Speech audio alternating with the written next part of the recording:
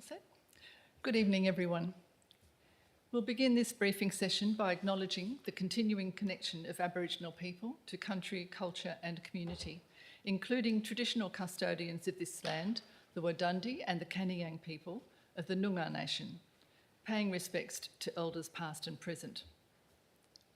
I declare this briefing session open at 5 p.m. And a reminder that this session is being live streamed and recorded in accordance with Council Policy EM CP2.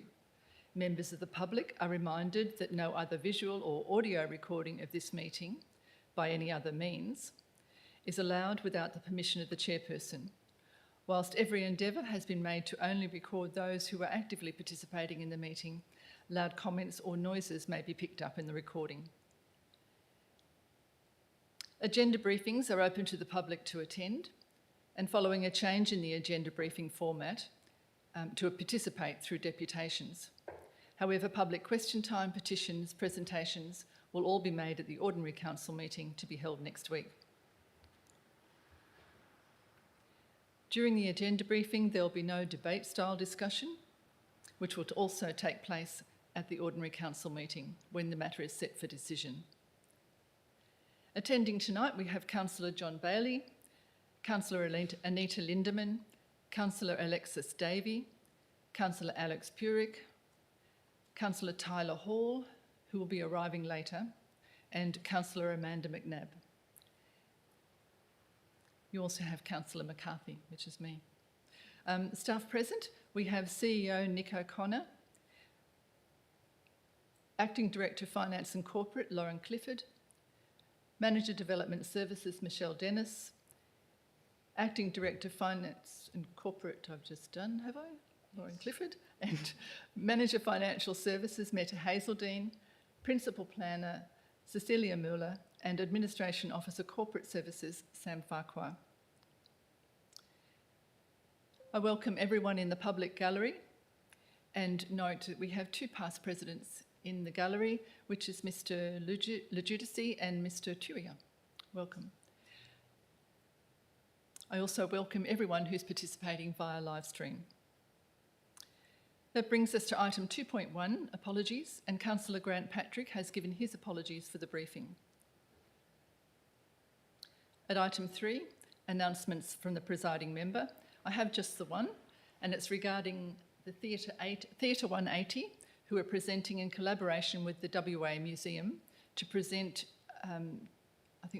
Taking Liberty, which will be held at the Donnybrook RSL Hall on Tuesday the 16th of December at 6 p.m. Tickets are $20 and are available online through events@humantrix.com. That brings us to item 4, declarations of interest. And Division 6, Subdivision 1 of the Local Government Act 1995 states that care should be taken by all councillors, committee members and staff to ensure that a financial or impartiality interest is declared and that they refrain from voting on any matter which is considered to come within the ambit of the Act. Are there any declarations to be made? Councillor Davey. Yeah, there's a confidential item on the agenda, and I have a financial impartiality and proximity interest with the confidential item.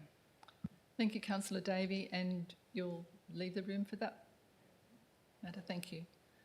Any others, councillors? We can skip through public question time through to 6.3, deputations. And this evening we have 4 deputations, and I'll invite community members to come to the microphone. And first off the rank, I had Julianne Hilbers down, but you don't look like Julianne Hilbers, on behalf of the Save Preston River Valley in relation to item 9.1.2 of the agenda. If you'd like to come up to the podium, please. Thank you.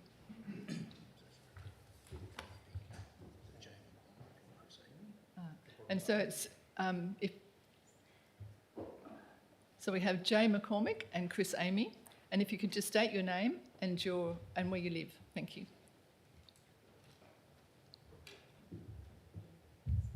Thank you, President. I'm Jay McCormack, the Chair of Save Preston River Valley. And this is Chris Amy. He is the Vice Chair of Save Preston River Valley. There's our presentation. Before you just start off, we do allow 10 minutes for each of the presentations tonight. We allow 10 minutes for that. Does that feel comfortable? Yes, Thank you.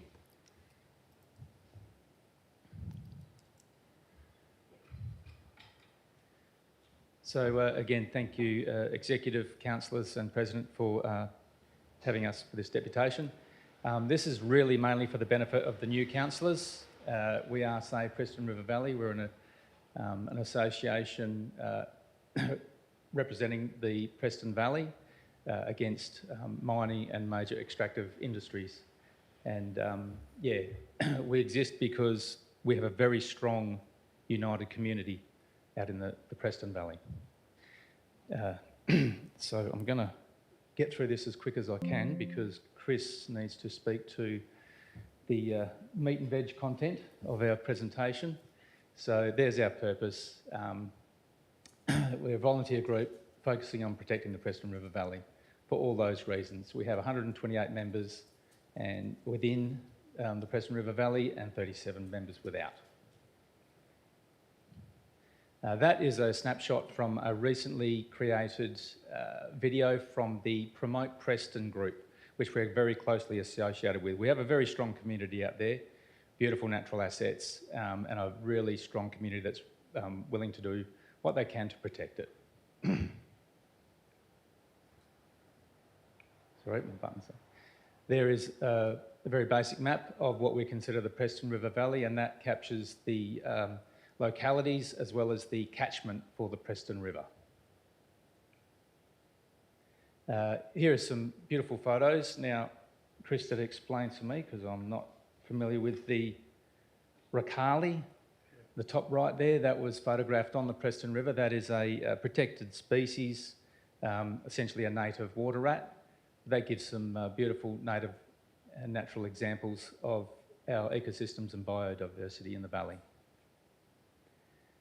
So again, this is mainly context for our new councillors.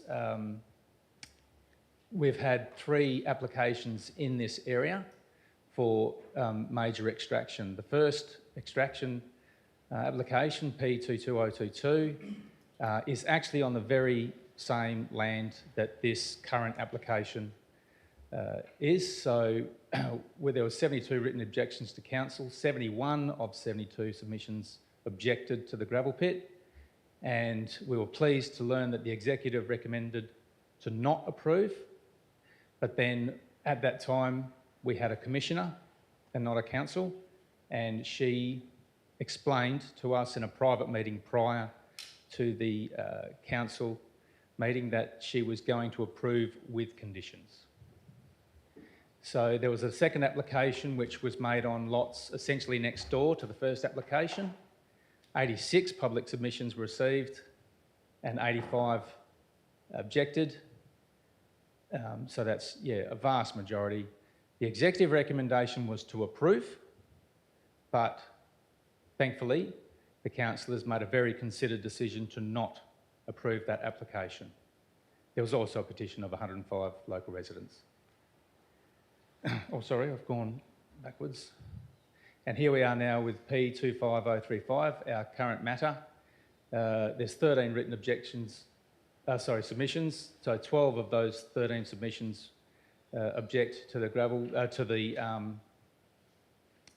to the sand extraction. I would suggest there's a bit of fatigue there because we're also dealing with mining applications in the area. So we understand the executive has recommended to approve. That's the standing or the status as we know it. I will now hand over to Chris.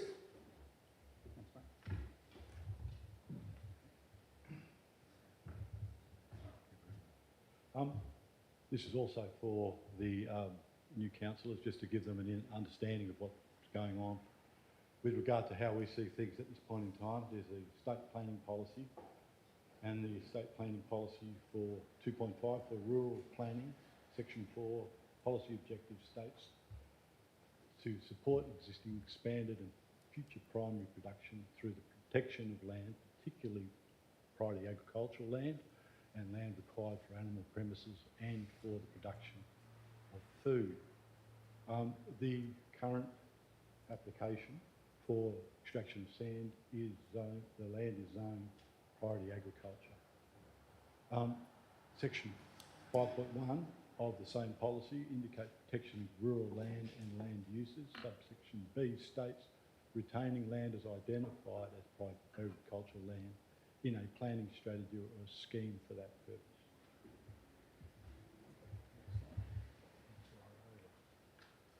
This is what we've got here in green and coloured light green is actually the amount of priority agricultural land that we have within the Shire of Donnybrook, Vale and Arm.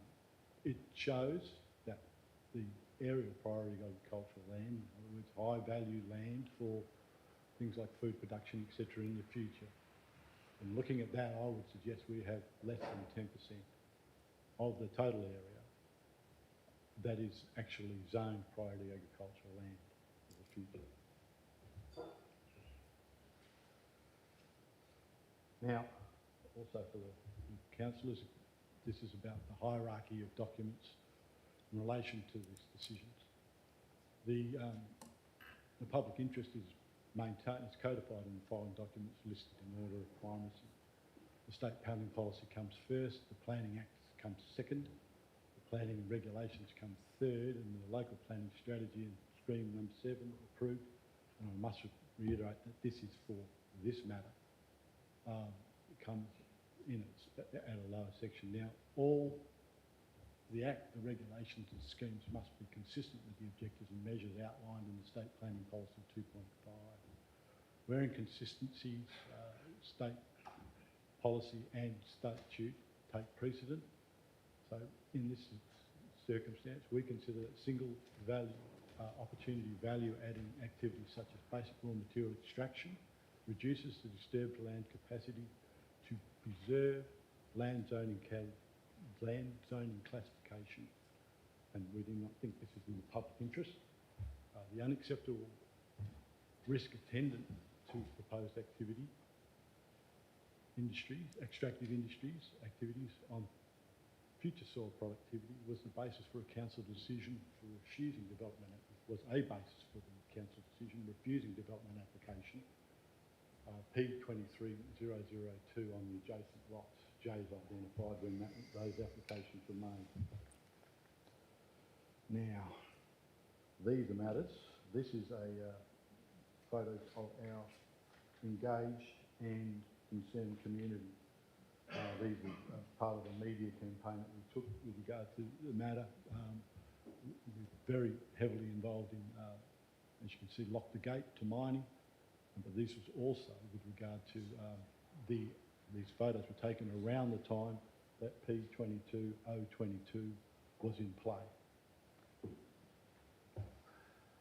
Okay. Now, let's go back. Okay. These are the member concerns with regard to, sorry, excuse me for a second, I'm just getting some paperwork sorted out. All right, okay, all right. So these are our member concerns with regard to the activities that will occur at, that are proposed under P25035. If we look at those concerns, we note there was a strong correlation between the previous development applications and the comments that were made by the executive and also the council with regard to our current members, and also the way they saw the aspects or the... Oh, it doesn't matter. We'll just leave it at that. There's a high correlation anyway between the previous executive development applications. Okay. All right. You're away? Okay. Thank you.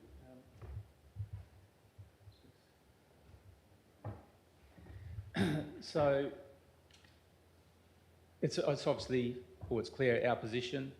SPRV very respectfully request that the councillors vote to refuse development application 25035 and maintain a consistent approach to retaining land zoned priority agriculture.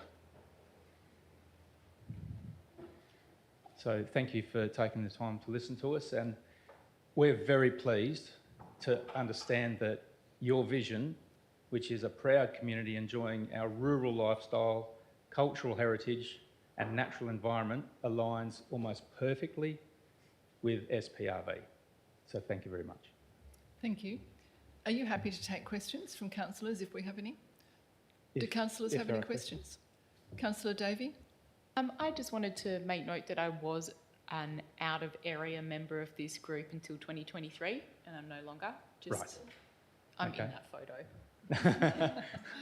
Okay, we'll make note of that. Any questions, councillors?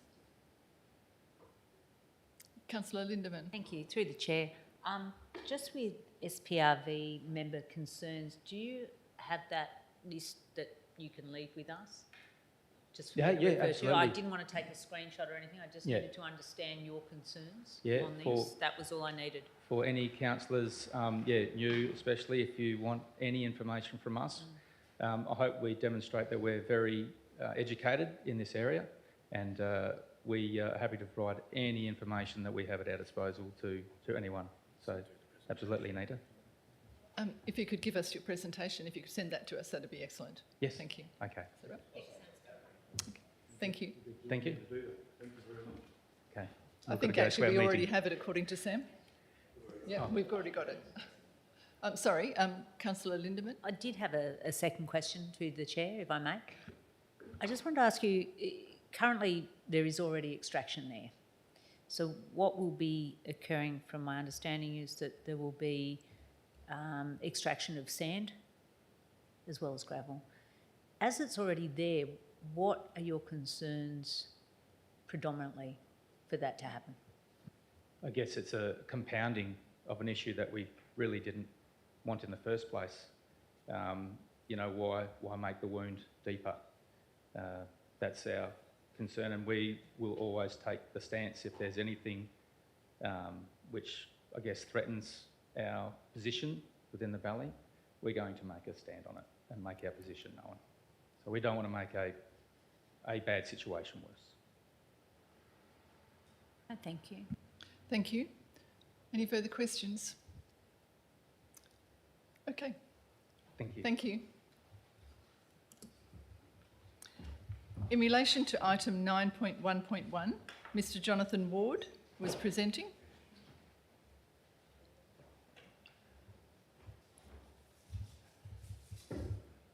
If you could just give us your name and your address. Yes, Jonathan Ward, 642 Upper Capel Road, Upper Capel. I should be so lucky. Thank you for the opportunity to speak to you. It's with reference to proposal P525015, extraction of gravel on the hillside. The proposals allows up to 7 semi-trailer movements per day in the summer. The trucks of which would pass on both sides of our property, which would mean that 12 movements would be 24 for us.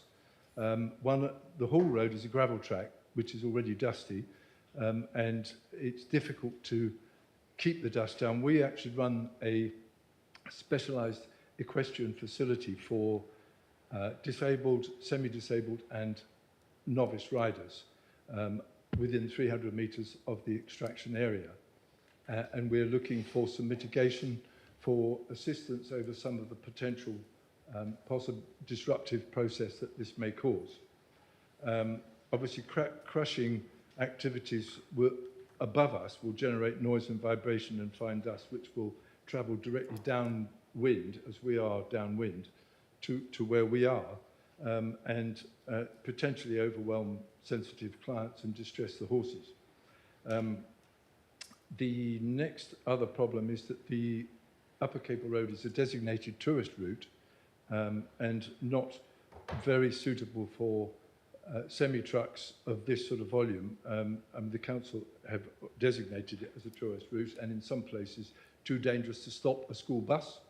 So we feel that potentially this could be impacting on not just us, but 20 other potential residents further down the road who all have young families, school runs and children. So timing would be very, very critical on that one as well.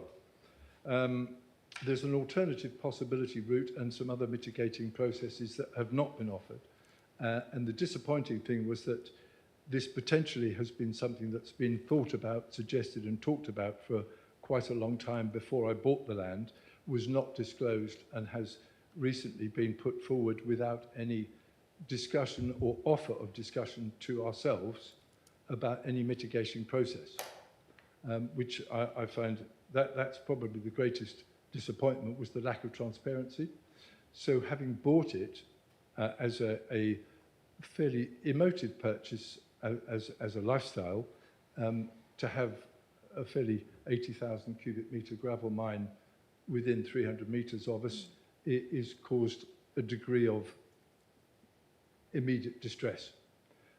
But I'm not fully opposed. I feel that mitigation should be offered and discussed.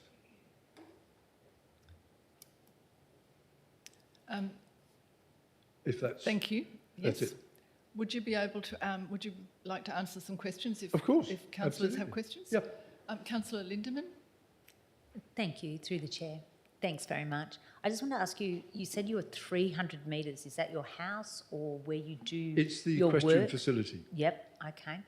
And that 300 metres, is that That's near one stage, stage it's 1, one- 2, 3 or 4? potentially stage 3, I suspect.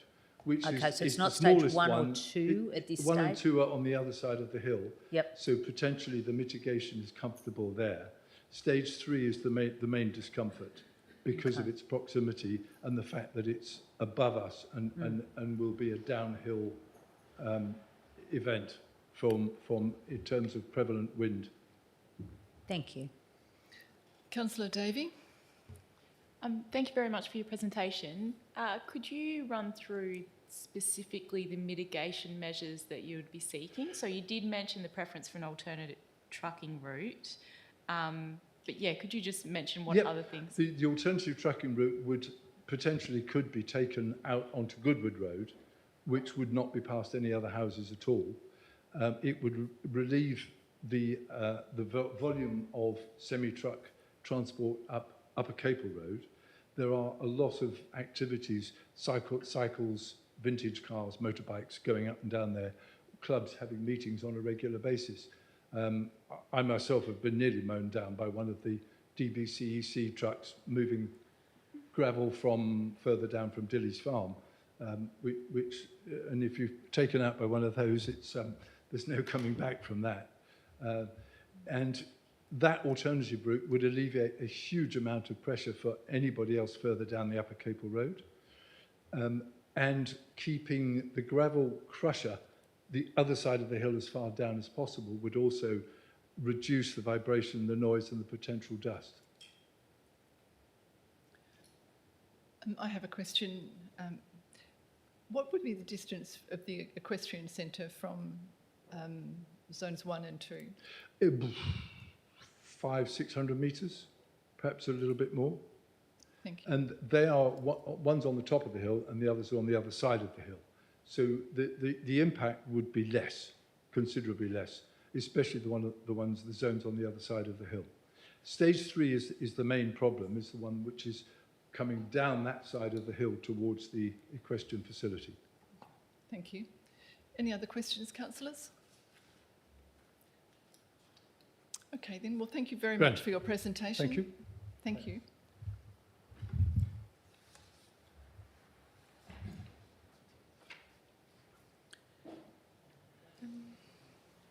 Our next presentation is, or deputation rather, is from Mr. Ridgway. John? And this is in relation, sorry? Is this Mr. Kingsley Smith, is it? Kingsley, yes. Thank you. If you'd like to state your name and address, please. And this is in relation to item 9.2.4. Is that correct? Yes, for the Cable, Donnybrook Cable Community Bank. Thank you.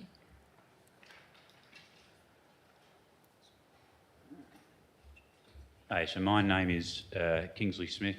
I live on Halls Road, Cable. I'm the co-chair of the Donnybrook Cable Community Bank Financial Services Angelo being my other co-chair, to Jeff Box is one of the other directors, and John Ridgway is one of the other directors as well.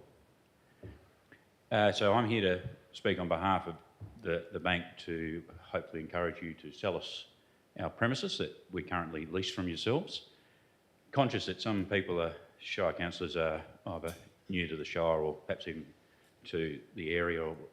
So a brief background on the bank itself, and then I'll cut to the chase as to why we're particularly keen to see if we can buy it. So we came into existence as a sort of legal entity about 2002. The two branches in Donnybrook and Capel got opened in 2003. We've got about 600 odd shareholders spread across the two shires. It'd be about 50-50. We got excellent support, as it happens, at the time when we set up from Donnybrook Shire and Capel Shire, and you are shareholders.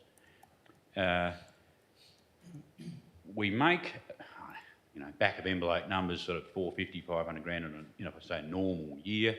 And our franchise agreement, you've heard that the community aspect of it is, so we must spend 80% of our profits on community grants and sponsorships and so forth throughout our communities, and 20% is left over as potential dividend for those original shareholders. And we had, you might be aware, we did our, what we call our pitch nights, where we hand out most of our money for the year to the community groups. We had that just recently in both towns, and we've handed out now not quite $1.3 million. And we haven't gone and done the sums, but it would be highly likely it's about 650 and 650 in the two shires. So we have handed out about, I would say, $650,000 into the Donnybrook, Barlingup Shire in the time that we've been around. So we've got some runs on the board. And I think you'll probably even find that that number actually grows fairly sharply from here, or, as long as everything's reasonably profitable and so forth, because in many respects, we have been saving up for this purchase if we can get it. So now that we've got all the money we need, we don't have to buy, the community bank doesn't have to go to the bank to buy the banking premises, as it turns out. So we probably will actually amp that up going forwards. So we have done a lot of community work out there already, and some of you would be aware of all of that. So that's the sort of good that we do.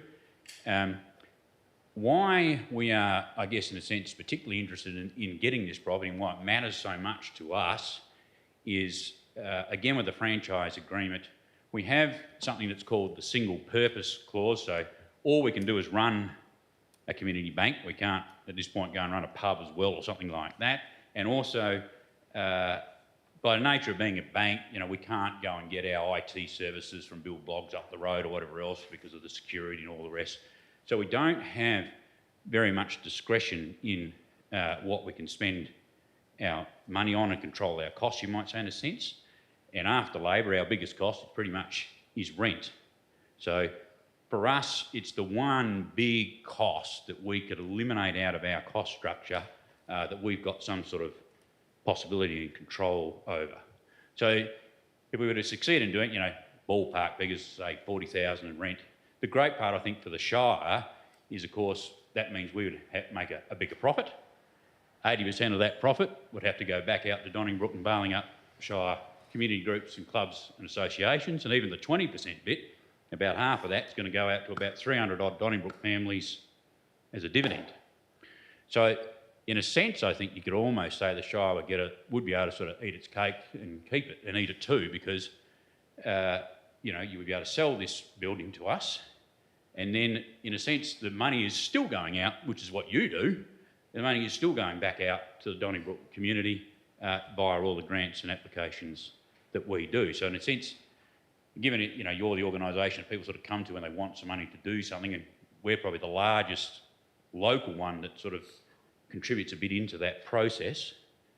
So I sort of think that if you help us grow our profit, we can share a bit of that. So say the burden, if that's the right word, of growing the community and helping those community groups. So that's sort of why we're so very keen to do it from a very, our cost structure point of view. I think also in terms, we see banks closing branches and whatever else. So it'd be, from our point of view, also to be able to go out to the community and say, we bought our branch, would be a really powerful message that we could send into this community about our intentions for the future. You know, let's not kid us, people do worry about that. There is people that are worried about banks being shut, and you know, Bendigo corporate has shut a couple, so it sort of that annoys us because it sort of people just hear Bendigo. So if we could get the message out there by saying, well, we've bought our branch, our actual physical premises, that I don't think there's a stronger statement that we could make into the Donnybrook community than that, to say that you know, our intention is to stay. So that's probably the main driving reasons as why we would really love to get the branch. And I guess too, you know, in a sense, I don't think you're allowed in a sense to just merely put to us, but I think we also are the best buyer you can have, in a sense if someone else wants to buy it, a private investor. I like private investors, I'm an accountant for a job, but I don't think a private investor is going to buy it and then earn that rent and then give it back out to the community. But effectively that's what we are going to do by not paying the rental expense. Our profit will go up and we'll just give it out to the community. So I think we are the best people you can possibly sell it to, and so I think you can sort of have your cake and eat it too if you do sell it to us. And that's, I guess, what I want to get across. Thank you very much for your presentation. Would you be happy to take questions if there are any from Absolutely. the councillors? Okay. Councillors, do you have any questions?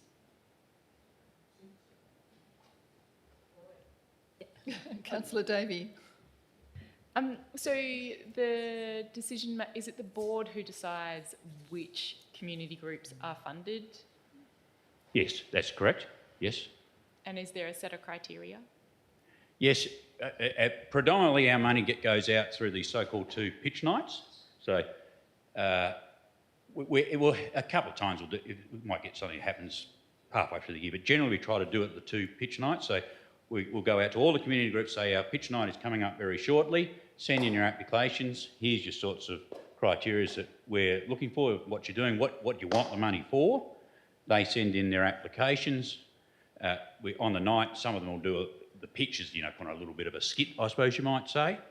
And they do that, and then we award out the money at that point in time. So 90% of when we hand out money will go through that process. We like that process because when we've done it very piecemeal, if we've given something out to a sporting club piecemeal, we've realised they don't necessarily get a sense of what we're doing elsewhere. So when we're doing the pitch nights, all the community go, whoa, okay, so they're giving money to this one, this one, this one, this one, this one. They get much more of a sense of what we are doing in the community. So that's how we go about it.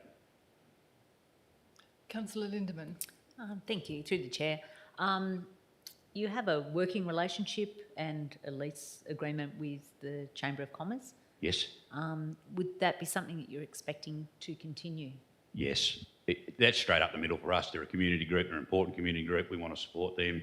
So yes, we did discuss that at last meeting. Absolutely, we will continue on with having the chamber out the back subletting. Yep, not a problem. Any other questions, councillors? Okay, thank you, Mr. Kingsley-Smith. Yeah.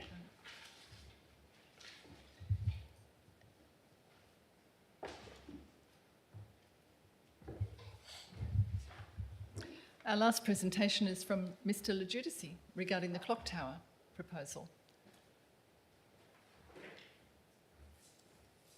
If you could just give us your name and address for everybody who doesn't know you.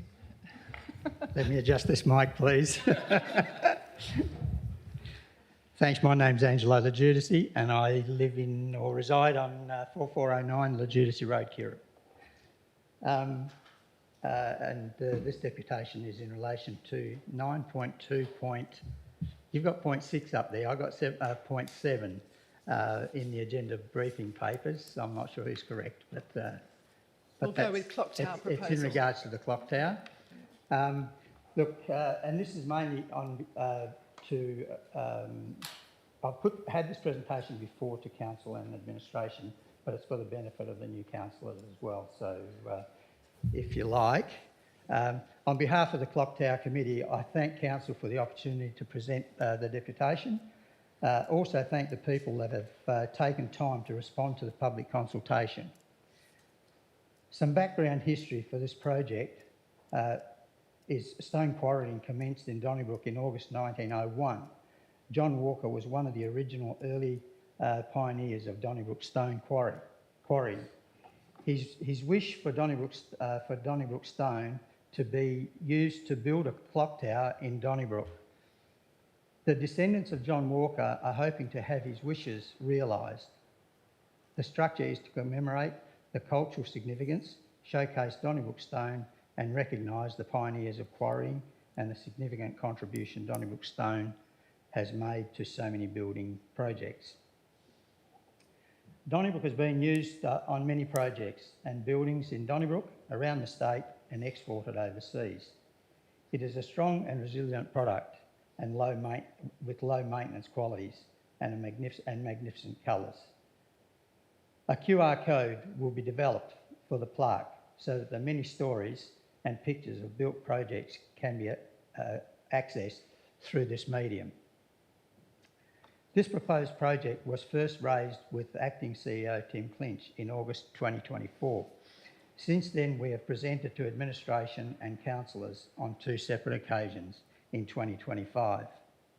After the first presentation to council, administration undertook investigative work with Heritage Council, Arc Infrastructure and Main Roads to identify any issues with building on the proposed site. The response was positive. Some information to note. This name of this tree always eludes me. Quercus plaristis tree, also known as swamp Spanish oak, was planted in 2019. The committee has offered to contribute to relocate the tree. And some further information. Initial costings have been calculated and presented to Shire previously in the business plan.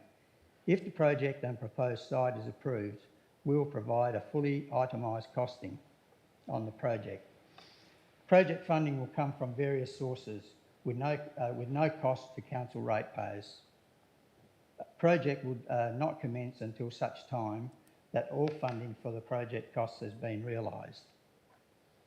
All quotes will be presented to Shire with certified engineered drawings for the project. All relevant compliance will be adhered to and included in the forward plan. With this $5,000 will be contributed to a Shire trust fund or reserve to be used for future maintenance. That's it. Thank you. Thank you, Mr Legitimacy. Would you be happy to take questions? If there are any? Absolutely. Do councillors have any questions? Councillor Bailey? Through the chair, thank you, Angela. I'm not familiar with the tree. Does the tree have any significance? I'm not sure if it's got significance in this area. As I said, it's a swamp oak. I'm not sure what the representation of that tree actually is in other than a commemorative tree. Other than that, I'm not sure. But do you know what reason?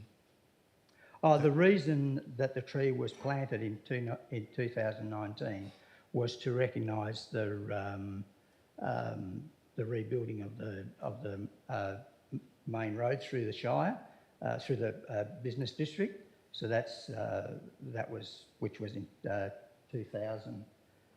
So the tree was planted in 2019. Councillor Davey? Do you think there may have been some confusion in the community about which oak tree was proposed to be cut down? I did want to raise that, and I didn't want to throw more confusion out there. But yes, there was. A lot of people thought that it was the 100-year-old oak tree next to the CRC. Several people did contact me, and I addressed that issue. But maybe the ones that didn't probably still feel that that's the case. Councillor Lindeman? Through the chair. Could I just ask, when you've got the fund, the $5,000 towards continual maintenance, if your group was to disband and there was no more money, is there a clause after that that perhaps we could consider of whether there is a second round of funding, community banks, or some other, rather than the possible impost that it may fall on community members? Just a thought. Probably one way that I look at it is, and the committee obviously looks at it as well, is in regards to the structure, the stone, is a low maintenance product. So other than probably graffiti or something like that, you know, and maybe some issues with a clock if that's accepted, $5,000, put in a reserve, gain some interest, you know, it could potentially, unless you're going to use it for, you know, mowing around the structure or whatever that actually soaks up a fair bit of money, then I would think that the $5,000 would actually, you know, be there for a very long time. Thank you. Any more questions, councillors? Thank you, Mr Legudisi. Thank you. I'd just like to note that Councillor Tyler entered at 5:18. Moving in.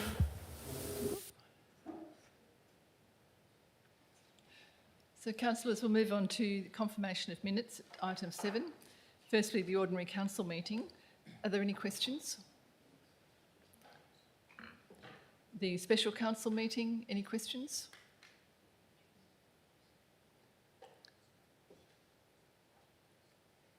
Special council meeting 12th of November, any questions? Okay. Reports of committees. The Bunbury Geograph Group of Councils meeting minutes. And I think Councillor Davey had a question with that. Yeah, I submitted my questions in writing before the meeting to try and be helpful, but I did want them read out, the responses read out to the group if possible. So just why, even though we're leaving the Bunbury Geograph Group of Councils and it's minuted in there, that we won't be actually getting our disbursement of funds for 2 additional financial years. CEO? So thanks very much, Councillor, for your question. Thanks for submitting it earlier. It did give me a little bit of a chance to do some research. I don't have a definitive response, but I did reach out to other CEOs that are part of the Bungeo group of councils. And yes, you're correct that under clause 9.3, that yeah, we do have to wait 2 years for any dispersal of any residual funds. And I guess the consensus was in the feedback from particularly one other CEO from Dardanup, who's been here for a lot longer than me, was that perhaps it's just a fail-safe. Obviously, the intentions of the party was to come together and to see out the full term of the MOU. And given the nature of some of the initiatives, they aren't sort of just one financial year. It may be a multi-year transaction or initiative.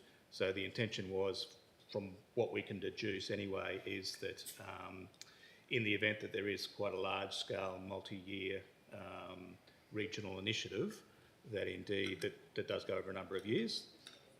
Say again, sorry? And there's not, but I'm trying to, I guess, stand in the shoes of those that pulled together the original words, that there is some sort of protection for the continuing councils, that they won't be adversely financially impacted by a council removing from a potential multi-year initiative. But that's my deduction in consultation with other CEOs. Councillor Davey. Follow-up question, would it be possible to request at the next meeting that be considered, that they consider reimbursing us sooner?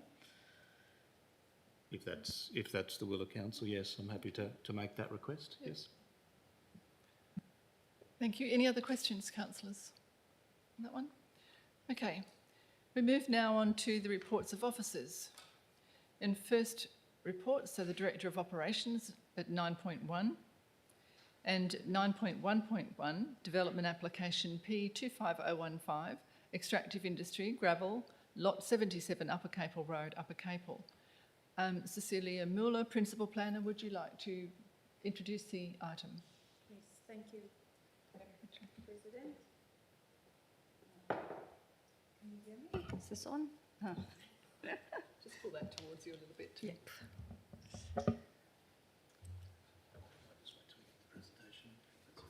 Okay. Loading.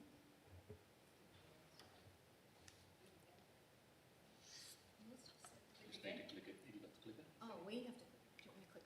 Oh, there we go. Thank you, Madam President. Yes, I'll just briefly fill you in on this planning application, development application 25015 for gravel extraction. This lot is located approximately, if I can just find my little pointer again. Oops. That's not what I wanted. Yep. It's located approximately 7 kilometres south of the intersection of Upper Capel Road with Goodwood Road, so basically just down towards the south of the town site. This lot is zoned general agriculture, and an extractive industry is a use that can be considered on this property. The process is to go out on advertising, refer it to residents in the area and also to various agencies for comment, and then obviously consider those comments when we receive them back. So the proposal is for 4 stages of extraction, 8.15 hectare mainly. The hours of operation was proposed at from 8 o'clock till 6 o'clock, Monday to Friday, excluding public holidays. The length of extraction, it's not been granted yet. It's actually been applied for 5 years. The volume originally applied for was 80,000 cubic meters, cubic meters, and also 20,000 per year, 20,000 cubic meters, and then the intent was to return it to pasture. The applicant indicated that there's going to be potentially 12 truck movements, semi-trailers using the road, and then stockpiles were proposed at 2 meters, but given the noise mitigation, those would need to be 4 meters, and then the extraction depth is 1.5 meters. So basically there's 4 stages, stage 1, stage 2. Stage 4 is the one closer to the equestrian facility where you've heard from Mr. Ward earlier, and then stage 3 is towards the west. Just thought it might be handy, because you haven't been out to the site yet, just to give you a bit of an idea, council, an idea of what it looks like. So firstly, going up, let me just, when you drive in, basically, you come in with this little road, dirt road, up to here, and then stopping at that sort of point, that is where the gate sits. So this gate, basically, you face that gate when you stop there. That would be looking towards the south, and then if you stand with your back towards the gate, you will look in a northern direction, and it would look something like this. You can see that it is quite elevated. The land drops down from there towards the northeast and the east. Also these photos down here, this is looking northeast, and this one is looking in an easterly direction. So it is quite elevated at this section where the stages 1 and 2 are located. This is just an indication of what the access track currently looks like, and then there's also a gravel sort of crossover. We'll talk about that in a minute or so. So the key matters that we considered with this extractive industry was basically referring it to Main Roads and the Shire's Works and Services Department. So through that consultation, there was recommendations to restrict the truck movements during school bus times, which is not unusual for extractive industries, to install advanced warning signage on Upper Capel Road. There's also a request from our Works and Services to bitumen seal the crossover onto Upper Capel, and then widen the seal in Upper Capel, basically 50 metres either side of that crossover, and then the Shire usually requires a contribution towards road maintenance, and in this instance the applicant suggested that we use the Welga model, which gives him some comfort as well as to what those contributions would be. So also looking at the matters of concern raised by many of the submitters was the noise and dust concerns. Initially, the proposal did not include a noise assessment, but after the submissions were received and also looking at the doer concerns, the applicant did appoint Lloyd George Acoustics to prepare that acoustic assessment, and the assessment demonstrates that if the proposal complies with the mitigation measures in that assessment, that it can meet the environmental noise regulations. And just in this instance, that would require a 4-meter band, noise band, to be constructed, and also a 3.5-meter band where the crusher will be located on the site. So the applicant has provided that information also in a revised noise management plan, which now forms part of the proposal, and includes those measures recommended by Lloyd George Acoustics. So the proposal has also prepared a dust management plan, and there's also a complaints register, which we've also recommended conditions for. We are recommending that only stages 1 and 2 be approved at this stage, based on the fact that although the noise management plan did address the noise concerns towards the sensitive receptors, in other words, dwellings in that area, there wasn't a lot of information or no information about what the impact, the noise nuisance and the amenity impacts on the adjoining equestrian facility would be. And that is one of the reasons why the recommendation is only recommending stages 1 and 2 to be approved. Other concerns are the visual amenity. You will see, because the site is, these stages 1 and 2 are elevated, stages 4 and 3 are more visually intrusive. They are basically located on where the hill drops down, and quite visible when you drive along Upper Capel Road. So there are concerns about that visual impact, and the proposal unfortunately didn't include a visual impact assessment. So again, concerns are that that may be too intrusive, and recommending stages 1 and 2 only.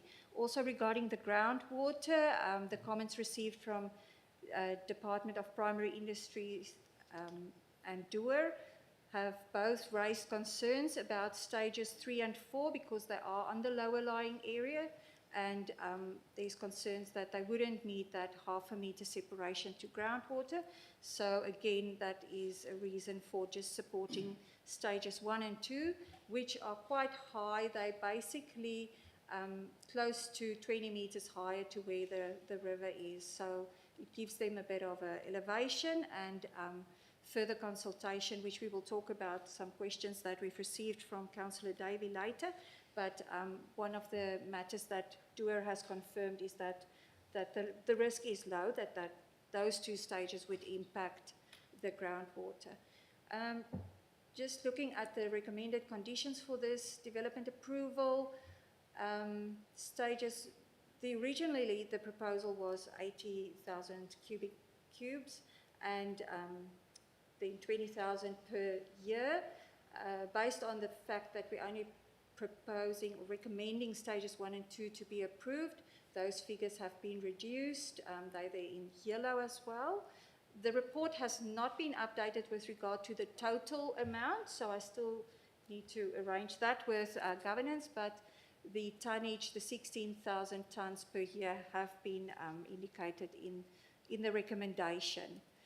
The other conditions are fairly standard as per our other extractive industries that council or previous councillors may have seen before.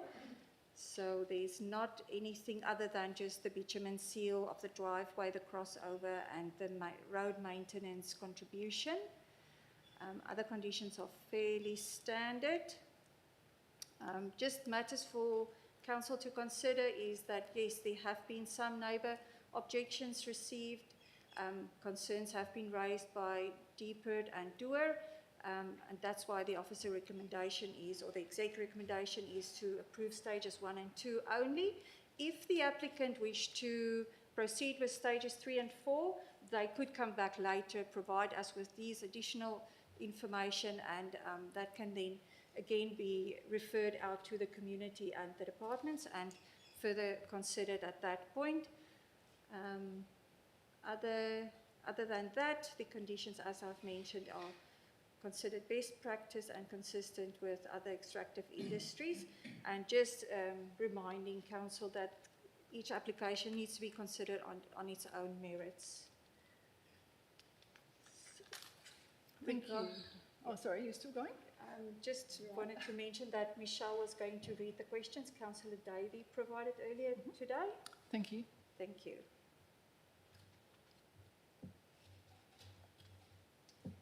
She was working.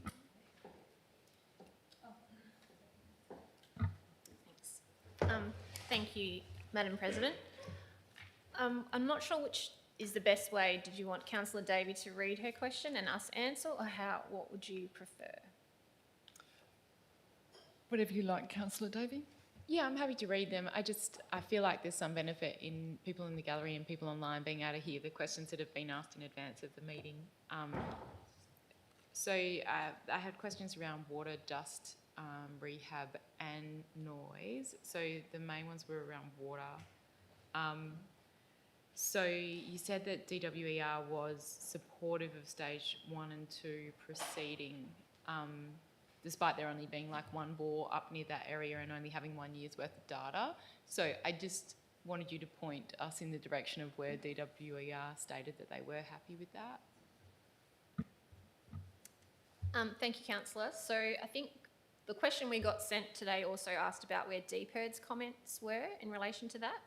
So the email from them dated the 5th of May, which is in attachment 9.1.13, confirms that they used interpolation to determine the contour values, and that only stages 1 and 2 would be able to maintain that separation following the removal of the 1.5 metres of gravel. In relation to the specific question to DWER, we referred your specific question directly to them as the subject area experts, and they provided the following. So the decision to proceed with stages 1 and 2 only represents the lower risk operations due to the elevated location of these stages, and the applicant proposes a maximum extraction depth of 1.5 metres below ground level and have suggested that that be conditioned on the DA. As stages 1 and 2 occur between 115 to 130 metres AHD, which is at a minimum of about 20 above the 95 metre AHD for the watercourse, they believe that a 1.5 metre extraction depth would be of low risk. So we will update the executive recommendation on the basis of inclusion of this condition that they've recommended in relation to the maximum depth of extraction, because that's not specific in their conditions, but we will address that in the updated one. Thanks. Did you want to keep going with yours, Councillor Davey? As long as run that's through okay. yours. Yeah. So we've had proposals come to us before where the extraction's in the public drinking water source area, and so you want to maintain a minimum of 2 metre separation distance from the bottom of the pit and the water table. This one is 0.5, and I just wanted to know what guidance we rely on determining that 0.5 minimum separation distance is okay in some areas and 2 metres is okay in others. Thank you. So both DWER and DPIRD provide advice in relation to separation. DWER have a water quality protection note, number 15, called Basic Raw Material Extraction, which provides specific guidance on extracting basic raw materials from the ground within public drinking water sources. This development is not within a public drinking water source area, and 0.5 is the recommended separation distance generally applied. DPIRD did not have any objections to proposed stages 1 and 2, and neither did DWER, so both of them support a 0.5 separation distance, and I guess as, again, the subject area experts, that's what we're relying on. I also asked whether the Capel River was groundwater dependent because that's not mentioned in their environmental reports at all. Can you just say that one again? Sorry. I also asked whether the Capel River is regarded as groundwater dependent. I thought that that would be regarded as a sensitive area. Sure. So again, we referred this one to DWER because they have the right mapping. So this shows the proposed area to be away from Capel River South. So Capel River South and Capel River are identified as being groundwater dependent, but the proposed area is nearer the Capel River North, which joins the Capel River South and then the Capel River further downstream. So Capel River North is not considered to be groundwater dependent, but it does feed into the other sections of the Capel River, which are groundwater dependent. That all? Shall I move on to noise? Yep. Can I just ask, have you got distance in your questions as well? So I saw a mention of a recommended minimum separation distance of 1,000 metres from crushing operations and nearby noise-sensitive receptors. Noting that there's mitigation measures proposed for the sensitive receptors that are closer than 1,000 metres, I just wanted to know whether we're meant to be upholding that 1,000 metre separation distance. So the separation distances are referenced in a guideline that DWER put out for separation distance to sensitive receptors. So we referred the noise management plan to DWER and they identified that they'd selected sand and limestone where no grinding or milling occurs as their kind of baseline, I guess. So the other three classes of extractive industries have buffer distances of 1,000 metres or case by case to account for the varying activities. So given that the current proposal includes crushing and screening of laterite rock, the guidance note does not prohibit development within the generic separation distance, but suggests that a scientific study based on site and industry-specific information must be presented to demonstrate that the lesser distance will not result in unacceptable impacts. So DWER provided the advice, we submitted it to the applicant. They have since submitted a noise assessment done by an acoustic consultant, and that's in attachment 1 of the agenda item. And that demonstrates that compliance with the noise regs can be achieved at that reduced distance. And they've also updated the noise management plan to reflect the mitigation measures that are required in order to meet those assigned levels for that area. Follow-up question on that was not in my pre-submitted questions is construction noise is exempt. So they can be as noisy as they like during construction of that 4 metre long bund. And the sensitive receptors are very close. So do we know roughly how long the construction period will last for before it becomes extraction? We'll probably need to ask that question, but just so you're aware, construction noise doesn't mean you can be as loud as you want to be. The criteria for reg, I think it's reg 13, is that you need to use the quietest equipment available, still undertake measures to reduce the impact. So it's not about being as loud as you want, but it is about managing that. So yeah, we'll find out how long that's likely to take and provide that for you before next week. Yeah, my apologies. I take back that comment, just that it would be above the assigned levels for the period of construction. Yes.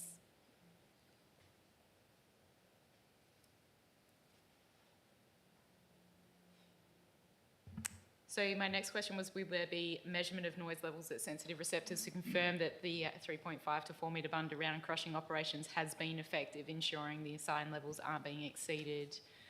And would there be measurement of noise levels at receptors in the case of complaints? So usually there is no noise measurements required at sensitive receptors unless we do get a complaint. So the applicant's expected to consider these issues, take the appropriate action to resolve the complaint, and we could also take enforcement action if needed and borrow equipment from DWER to set up for the person that's being impacted to do our own assessment if necessary. Next one is on dust. I saw that DWER say that the dust management plan should consider impacts on the river. However, this was disregarded, it appears. And I just wanted to understand why. Sure, thank you. So the initial comments were based on the original proposal, which comprised all 4 stages. So the current recommendation is for only stages 1 and 2. These stages are screened from the nearest section of the river by some native veg, and in addition, the crusher will be located behind a noise bund, and the extraction site will feature that 4-metre noise bund along the southeastern boundary. These will act as windbreaks and shield the river and the heritage site as it's positioned between the source and the receptor. And officers consider that if dust is managed in accordance with their approved dust management plan, that it's unlikely to reach the river in quantities sufficient to cause physical changes or impact water quality, river sediments or riparian veg. So the river is an Aboriginal cultural heritage, and that's protected under separate legislation. So the applicant needs to ensure that they meet those requirements of that legislation at all times. So yeah, we've provided some advice as a recommendation if that is approved. I'll keep going if that's okay. Keep going. So it talks about that weed levels that are not likely to impact on the viability of the reconstructed soils is an objective of their rehab plan, but this doesn't seem to have much meaning or be measurable. And then they talk about declared weeds will be managed. So I guess it's more of a comment than a question that it was sort of a meaningless statement, unless you can shed some more light on it. Thank you. So this is directly from the applicant's application. So attachment 1 under section 4.1.4, page 15, table 5. It refers to closure objectives for rehab, which is achieved when no declared weed species are present and weed species are not competing with the cover crop across the site. So that was our take on that.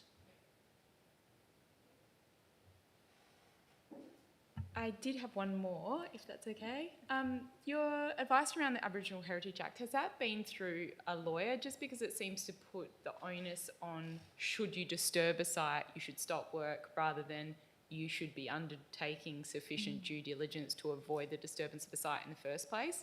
So our conditions that we use routinely on Aboriginal heritage, have they been run past some sort of legal review? So they're not a condition, it's an advice note because it's not a planning condition, it applies anyway. So it's not a condition of development approval, it's just an advice note. So no, it hasn't gone through legal.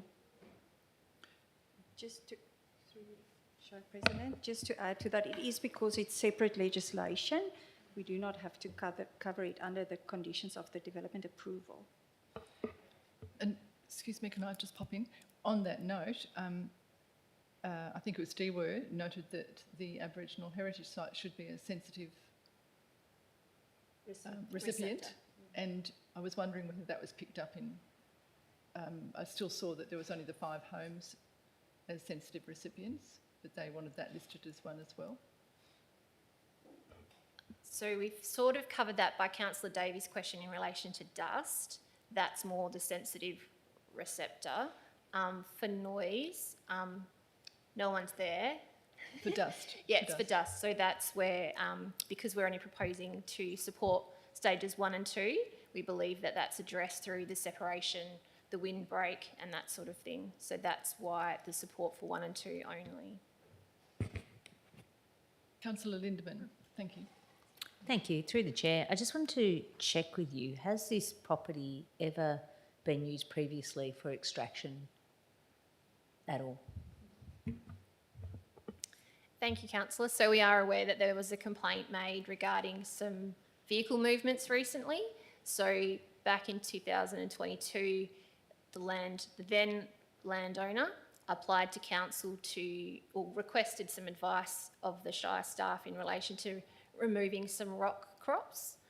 I don't know what the correct farming term is, but you know, when you do all the rock picking and there's a pile of rocks left in the paddock, so that's what they are. So it wasn't considered to be extraction and no approval was required. Councillor Lindemann. Thank you. And through the chair again, just a secondary question, which you'd have to take on notice, but just how many gravel extraction development applications have we had in the last 2 years? Just as an observation, and roughly what sort of tonnage are we taking from around the surrounding shire? We'll take that on notice. Yes, please. Applications or Approvals. Sorry. I'll go with applications. Okay. But if you would like to break that down to applications, approvals, extraction, quantity, tonnage, that would be an interesting statistic to have a look at. Thank you. Thank you. Councillor Purick. Thank you, through the chair.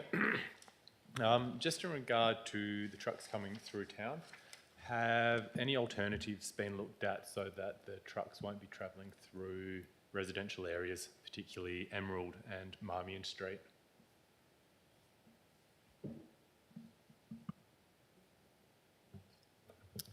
If we could take that on notice, that is the route, the current truck route, I'm pretty sure.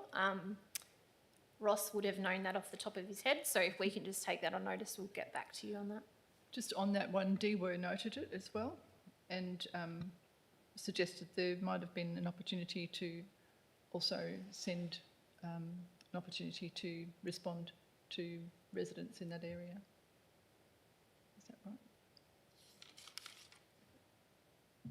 Just on that again, so I know that the applicant requested, rather than maintaining the road to the Shire's satisfaction, paying a levy. Have we made a decision either way with that? Will they be paying to maintain it or the levy? Thank you, that's up to council. So the recommendation was to adopt the WALGA guide because that provides some certainty for the applicant. So that is a recommendation of the current executive recommendation. There's a portion that they're required, that the request has been for them to upgrade a portion, and that's to deal with the turning movements of the vehicles coming in and out of the crossover. But the actual rest of the road, that's been proposed to utilise the WALGA guide. And is that just Upper Capel Road or the full route to the South West Highway? Thank you, Councillor. It's only the Upper Capel Road. Just responding there again, that was page 322, if you taking that DWER note on the other roads. Councillors, Councillor Lindemann. Yeah, thank you. Through the chair again. Just to double check, with the suppression of the dust, they would have their own water supply. What supply would they be utilising?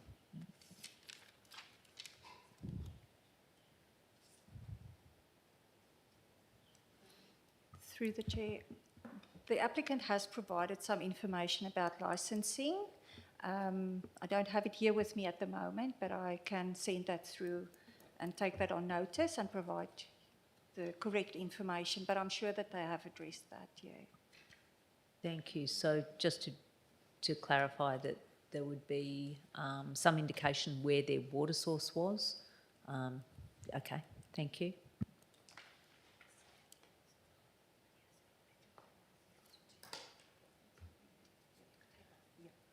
Councillor Purick. Thank you, through the chair. The bond of $20,000, how was that figure settled upon for the rehabilitation?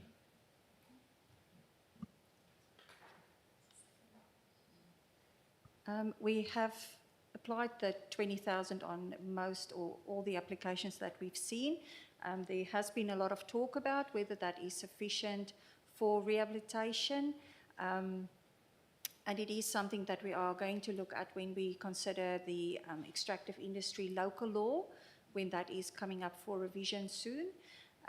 But yeah, that it has worked in the past, and especially for the Carboni pit, we have actually had one recently where the pit is closing up on Byron Road. Maybe council would remember that. That pit has a life until 2026, and officers have done regular inspections to the pit. And yeah, in some instances, it's not as tricky to rehabilitate them. You rip the ground, you put seeds on and it just grows during winter.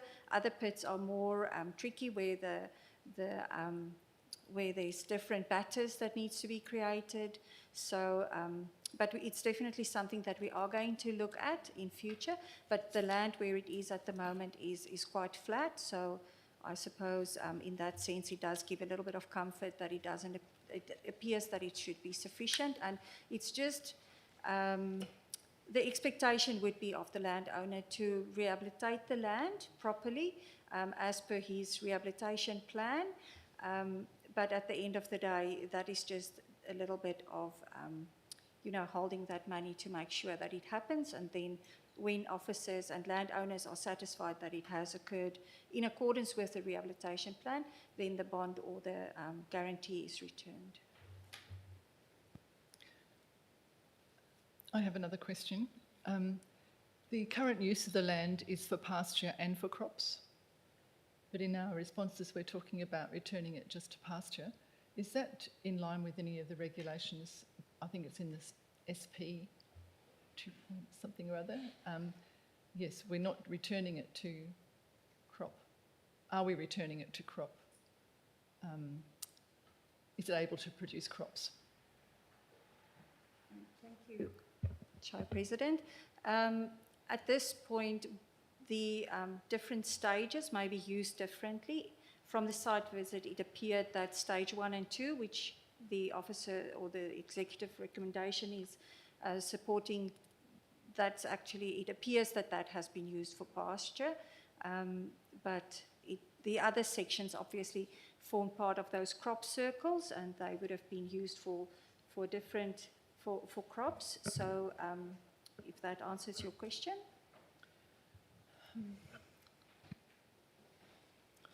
I think so, yeah. Okay.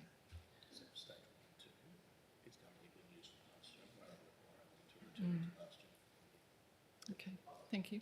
Any other questions, councillors? I do have one more concern. Every other application we've assessed and worked with you on and drawn from that knowledge is 1,000 metres. And every sensitive receptor in this application is within that. Even if you only do stages 1 and 2, it's still within about 500 metres. So I'm just wondering, why is this one different? And especially when DEWA have said that they've erroneously used EPA G53 separation distance for sand and limestone, as Councillor Davey has said, and they state that because the proposal includes crushing and screening on site, the appropriate distance is 1,000 metres, and that's what we're used to seeing. So I'm trying to understand the shift. It makes me nervous. Thank you, Chair President. DEWA also said that unless it's considered, unless there is a specialist report that states otherwise. So in this instance, many of the others that we may have seen didn't have in-depth noise assessments. In this instance, there has been a noise assessment by consultants, and they have demonstrated through their modelling and through their report that by providing that 4-metre high noise band, that the noise would be reduced to not impact those sensitive receptors. Concerns are still for officers that of such that stages 3 and 4 are not supported at this point in time without further consideration of other nuisance matters as well. Can I have one more? The visual amenity is very important in that area, and the tourism factor there for cycling, and like we've got next year, we've got an international race being held in the area, and their first kick-off race will be in this area, and everyone is drawn to that Kirrup Loop. So it's a very popular cycling route, and it's a very popular tourist driving route. So the visual amenity is quite strong. And I'm just wondering, will those bunds be visible from the road? Will any activity in stages 1 and 2 be visible from the road?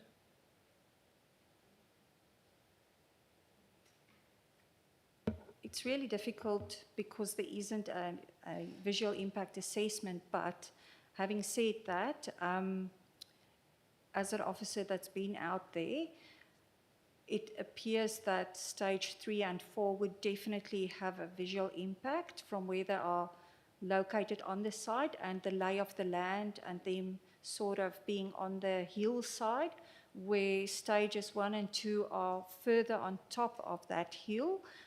So it appears that it wouldn't be as visually intrusive for people driving past. It's highly likely that you would note, especially the noise buns, but usually those will, vegetation will grow on them because they would potentially contain some of the topsoil as well. So eventually they will be a green bund and you wouldn't notice more than that. That's what we have seen in the past. But it's certainly in the beginning stages. I don't think we would be able to hide it. It is close to the road. If you drive past, you can see the site. But the good thing is that stages 1 and 2 are a bit elevated and on the flatter area on the top of the hill. Thank you. Any other questions, councillors?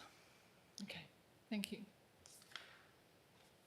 Moving on to item 9.1.2. Development application P25035, extractive industry, sand, at lot 10 Donnybrook Boyup Road in Yarra. And I do believe the Principal Planner, Cecilia Miller, will also present or introduce this report. Thank you. Thank you.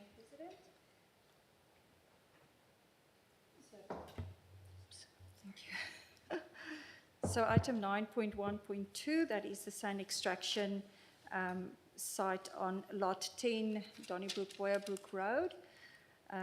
This site is also on a hillside sloping towards the north and northeast direction, so facing Donnybrook Boyabrook Road. Again, it's not possible to hide this extractive industry. But it has got an approval from the Commissioner, as previously noted in this meeting, for the gravel extraction. So the land use basically has been considered and approved in the past. It's just the works aspect of also extracting sand that needs to be considered. So just so that you have a good idea, the intent is for sand to be extracted here and also, in this area here, and then this section here. So there's basically 6 existing stages for the gravel extraction, which has already been approved, and the proposal that's in front of you on the table is just to extract sand from 3 of those stages. The intent is to extract 88,000 tonnes over 5 years, and the applicant has indicated that he will be removing the sand before then proceeding to extract the gravel out of that section or stage. And the reason is that the sand is actually deeper than the gravel. So just looking at the approval that has been granted, it is P22022 that was approved in August 2023. And that is 12 hectares. The proposal is now only to extract sand in 4.4 of those approved stages. It is priority agriculture, this lot. That's the zone of the lot. It has been said in the past, applications that followed this application were not approved based on the fact that it was in priority agricultural zoned land. But in this case, the application has already been approved. It has a 5-year period at the moment for the gravel, and the applicant's also requesting 5-year for the sand. And just the tonnage is a bit different, and it's also to be returned as pasture. So much the same, just the sand being a little bit deeper. Looking at the zoning aspects of the land and the approvals. As mentioned, gravel extraction has been approved. The applicant has commenced in complying with his conditions. As you can see, he's commenced constructing the intersection on with Donnybrook-Boerbroek Road. He's also constructed part of that road because that internal driveway is actually in a road reserve, but he was requested, or under the conditions, he had to construct 100 metre of that internal road. He's actually constructed a much further section of the road, so up to even where he will be going into that area with his trucks. It is his intention to remove the vineyard. Whether or not he's going to do any extraction, he's indicated to us that in the past, and that his intent is just to return it to pasture. It's always been his intent to use that just for pasture for his sheep.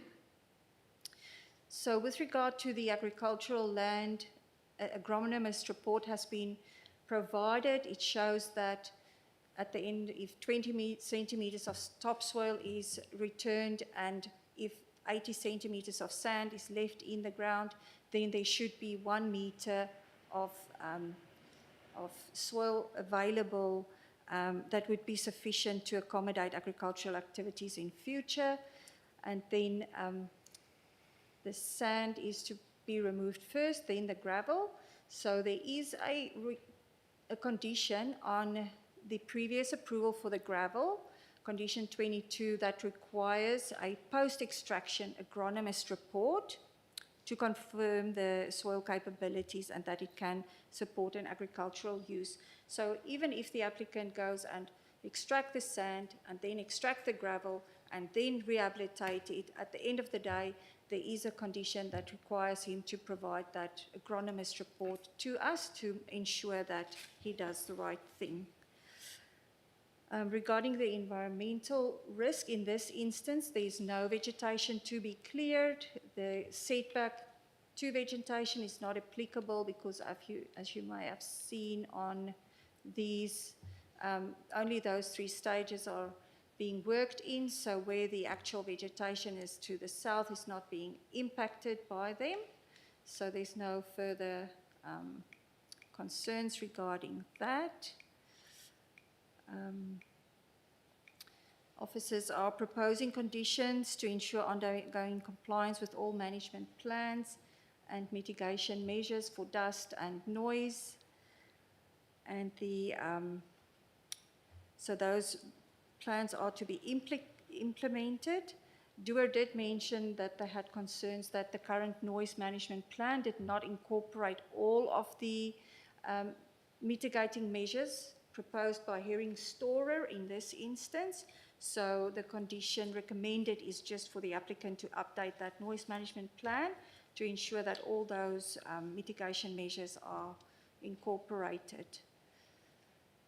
Regarding the tourism, I do understand the concerns from the community, but in this instance, the sand extraction has already been approved, so there's already going to be an impact on the visual amenity of the people driving past would definitely notice the extractive industry. The applicant has, however, provided a visual impact assessment that also make use of bunds for screening the activities to some extent. So there's no additional impacts anticipated through the sand extraction to the visual or tourism aspects. And then there are always for extractive industries a requirement for annual inspections, and we do follow up on those. There's also conditions for them to maintain the intersection with Donnybrook-Boerbroek Road. And then there's just a comparison of where all the conditions came from. I don't need to run through those at the moment. As mentioned before, the land is zoned priority agriculture, is intended to be returned to pasture. There wasn't any objections to this proposal from DPIRD, where, as we know in previous applications, where there was agricultural priority ag, DPIRD may have objected, but in this case, there wasn't any objection. The recommendation addresses concerns from the public and agencies through the imposition of conditions, and they are our contemporary conditions that we use. They are consistent with the conditions on the gravel extraction that's been approved, and again, just to consider this proposal on its merits. Thank you. Thank you, Cecilia. Okay, Councillor Lindeman. Could I just ask, will you be offering a site visit for this particular extraction site? Both, actually. We can certainly, as officers, arrange that. Okay. Okay. Councillor Purig. Yeah, through the chair. Just in regards to truck movements, your presentation had 2 to 10 trucks daily, which is a fairly large range. Just doing some math, the approved gravel extraction is 228,000 tonnes. This one is 88,000 tonnes. So just using the 12 trucks from the approved gravel shows 4.6 trucks a day. So we'll call that 5. I guess, can we get more clarification about the exact number of trucks per day? 2 to 10 is a wide range. Thank you. Through Madam President, it is a bit difficult at this point to get we never lock them in as such. We haven't locked that in as far as I can remember, but and it would depend on the product and how that is being on sale, because when they do the carting, it's likely that there could be more trucks going out. Some days there won't be any carting, so there won't be as many trucks going out. It is difficult. I suppose we just consider whether the access and the road is sufficient to carry that traffic. And in this instance, the applicant has constructed the road, and the intersection has also been constructed in consultation with Main Roads.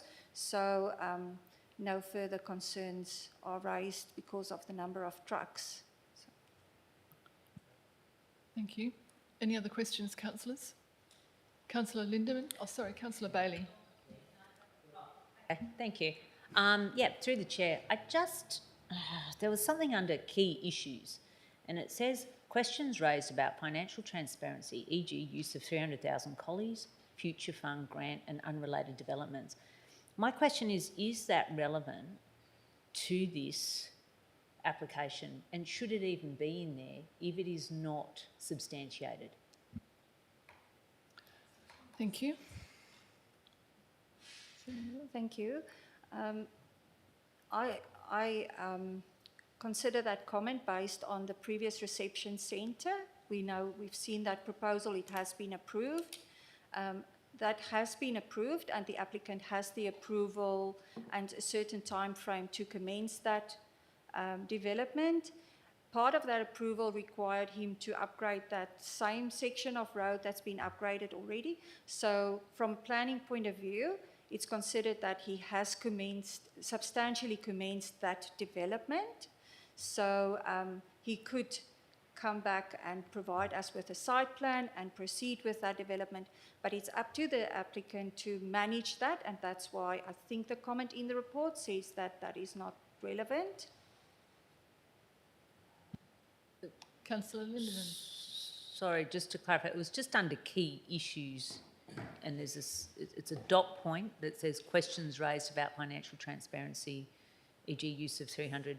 So I understand what you're saying, but I'm just wondering whether that is relevant to be in this report when it's not about funds from other places, irrespective what they're spending it on. Through the chair, that was just a summary of the submissions received, and yes, that is in the submissions we have addressed it, saying it's not relevant. I understand your concern that it could be deleted from that section of the report. So further to that, as without making a statement, is it reasonable to expect when things are put in a report that people may suggest that there is truth in the element of this without substantiating it? This probably hasn't got an answer. Just, yeah, we'll leave that. Your point's made, taken on notice. Yeah. Any other, Councillor Bailey.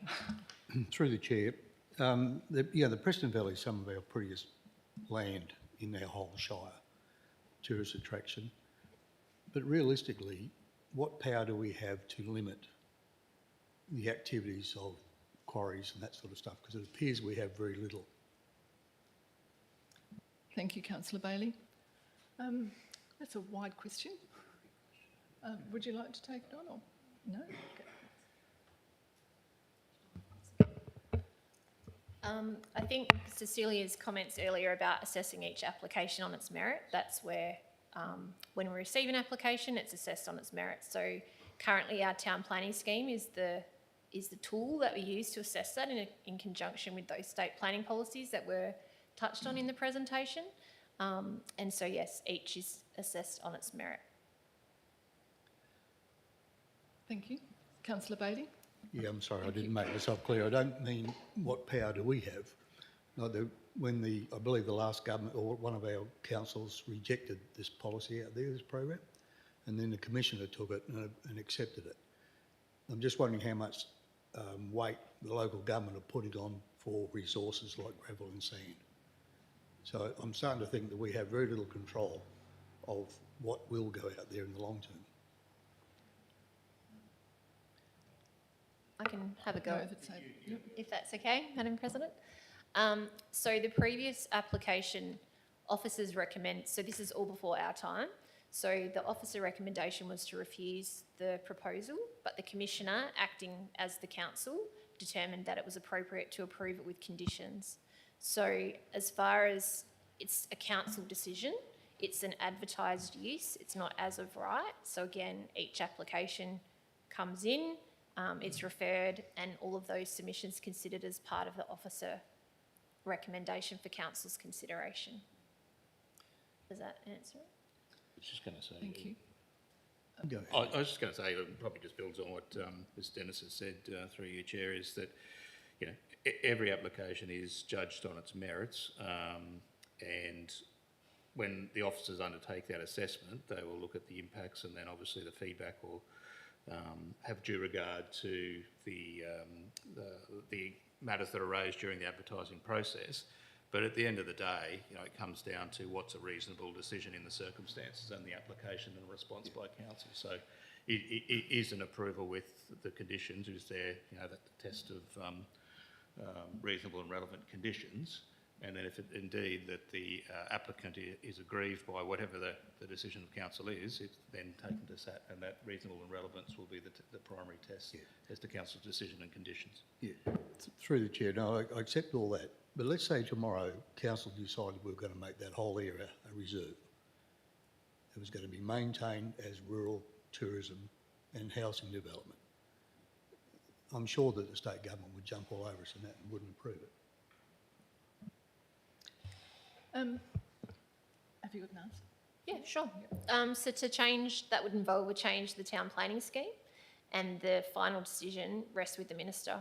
So while council might recommend something, there's no guarantee that the minister, using the state significance, so basic raw materials like gravel and sand are seen as a high value resource, and try to balance that between, yes, productive land, as well as having those, got Damien's in my head, the need for roads and subdivisions and things like that. So they would take that broader view on the state's base. Yes, the council, with any scheme proposal that council recommends, the ultimate decision goes to the minister. Sorry. Through the chair, look, I understand that. I've got it now completely. I understand that, if we look at everyone individually. But whatever we do, people have to understand, if we tried to make that a reserve tomorrow, it's not going to happen. It's going to be overridden by the minister, state government. Is that a statement or, reasons. sorry, just a question? We were asking questions. Yeah. Yeah, so whatever we decide to try and protect the area as much as possible, it's still going to be overridden by the Minister of Planning and Zoning. Well, it will be. Yeah. I have a question. Are you okay? Yep. I have a question, and it has to do with the project plan and the precedents. This is looking to leverage from the approved application from August 2023.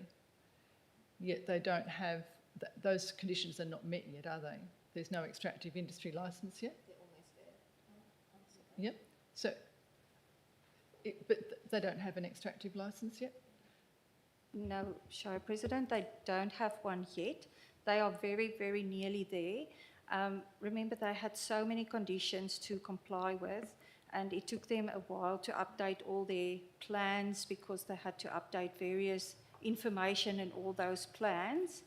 And the big thing was to construct the road, and that took quite a while. So they have been working towards complying with their development approval conditions. The only outstanding conditions at this point is the bond that they haven't paid and the liability insurance. But they have indicated that they would like to wait until they have the outcome of this proposal as well, to just wrap up everything nicely. Okay. But at this point, they don't have an extractive industry license, and if they don't pay their bond and their liability insurance, then they won't get an extractive industry license. So there are some checks and balances for us along the way to make sure that they comply with everything. Then they'll get the license and they can start extracting. So is it possible for us to delay approval until that extractive industry licence is in place?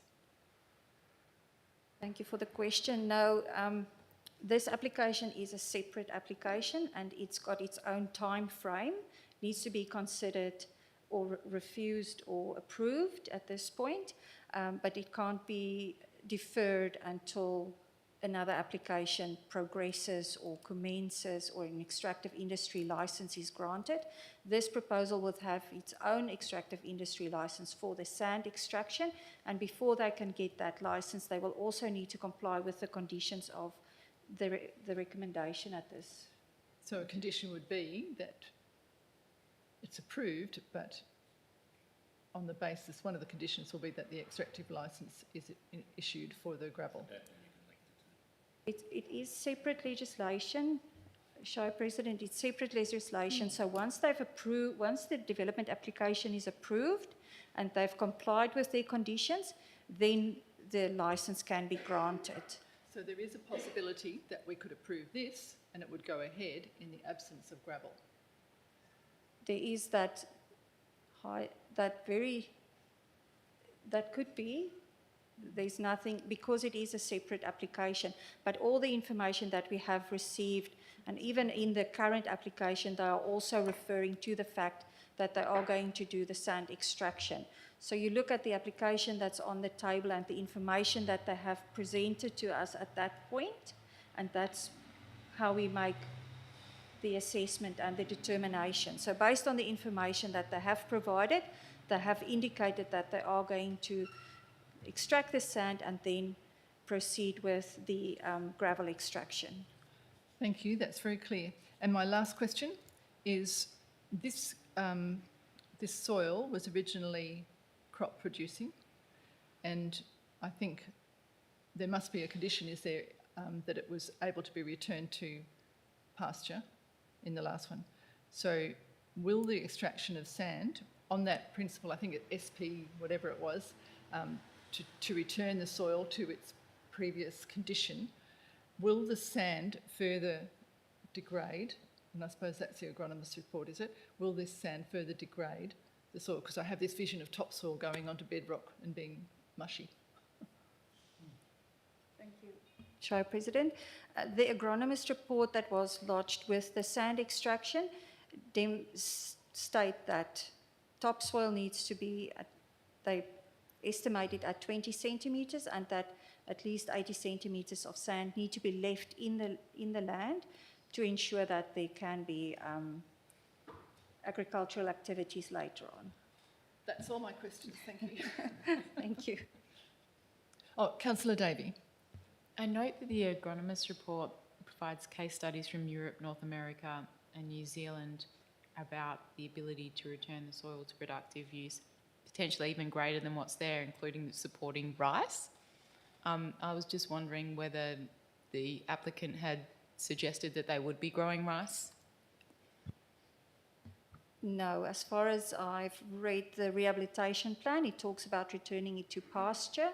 I have queried that agronomist report, and it was just, I was informed that it's just examples of how the soil can actually be bettered.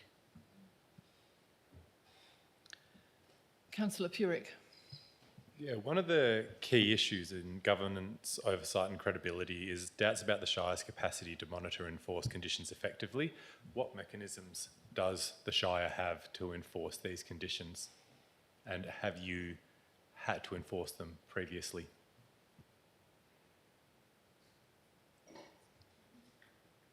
Thank you, through you, Madam President. We do the annual inspections, so every year we do, our officers goes out and have a look, the applicant do a self-assessment of all their conditions just to make sure that they're still aware of the conditions and how they are still complying with them. We do the site visits, we take photos, there is that mechanism of the annual license, so if there's information that's outstanding, we don't issue that annual license, we wait until we have that information before we go ahead. And the last resort would be to take compliance action through the normal processes. Yeah. Councillor Purick. And have you had to enforce that previously? Not yet. We try and negotiate or work with the applicant, so we'll flag certain matters for the applicants and then request that information, request it a couple of times, and we haven't had to elevate it, but it may be necessary if we do get to that stage. Thank you. So you noted that no bond has been paid yet. That was for the gravel extraction. In the application, stating because it's extracting from the same area, that same $20,000 bond would be paid. So that is the $20,000 for the gravel would also cover the sand, but it hasn't yet been paid. Thank you. There is no condition for a bond on the sand extraction because all the documentation talks about the sand going to be extracted and then the gravel will be extracted.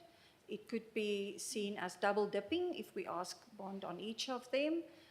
All the documentation that we do have, it talks about both those elements being extracted and the gravel will be extracted lastly.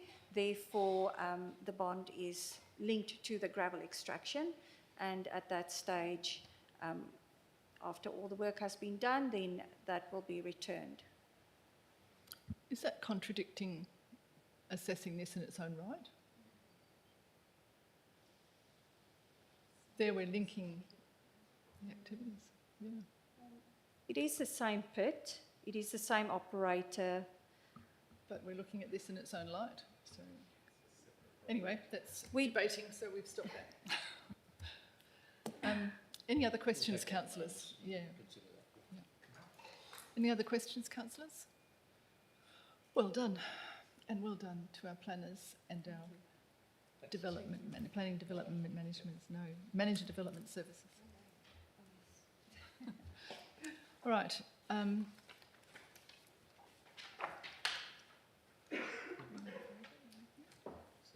Is everyone all right? Don't need to breathe. Okay. Okay, moving on to item 9.1.3, development application P25052, Forward Works, Lot 502, 30 Allnut Street in Donnybrook, including major works lease consent. And I believe Ms Dennis, Manager Development Services, will introduce this report. Thank you, Madam President. So councillors have recently received a presentation from Hall & Pryor regarding their extensive plans for Tuia Lodge, with the operations of Tuia Lodge being of significant community interest. That's why it's being presented to council. So council's been requested to determine this application as both the regulator and the landowner, and this is expressed as two recommendations. So recommendation A addresses the forward work development application requirements to facilitate the extension, and recommendation B addresses the consents required under the existing lease, and officers recommend conditional support in both cases. Are there any questions? No. Thank you. Oh, sorry, councillor Bailey. Yeah, I'm sorry, I missed that. Just trying to clarify it if you could. We're talking about this company now borrowing money against the asset. Not now? Sorry? That's later on in the agenda. Yeah. Later on There's when? another one in item. Oh, sorry. Apologies.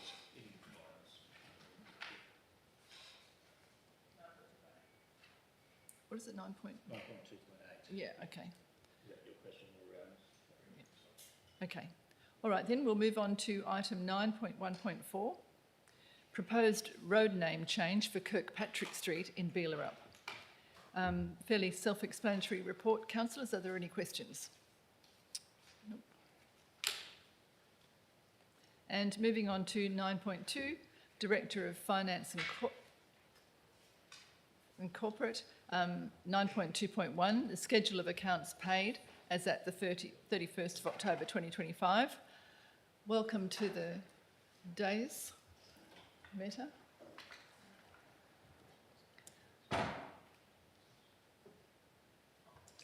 Manager Financial Services. Shall we just open it up to questions for this report, and starting off with Councillor Davey? I'm happy for these just to be read out rather than me repeat the EFT reference numbers. Okay. Oh, have you? Okay. Yes, thank you. Through the chair, Councillor Davey, you asked about EFT 31790. What is the tripart agreement? That's in reference to the report 9.2.8, where we're going to authorise asking council to authorise the CEO to execute the right of entry deed for Tuia Lodge. So it's got to do with that.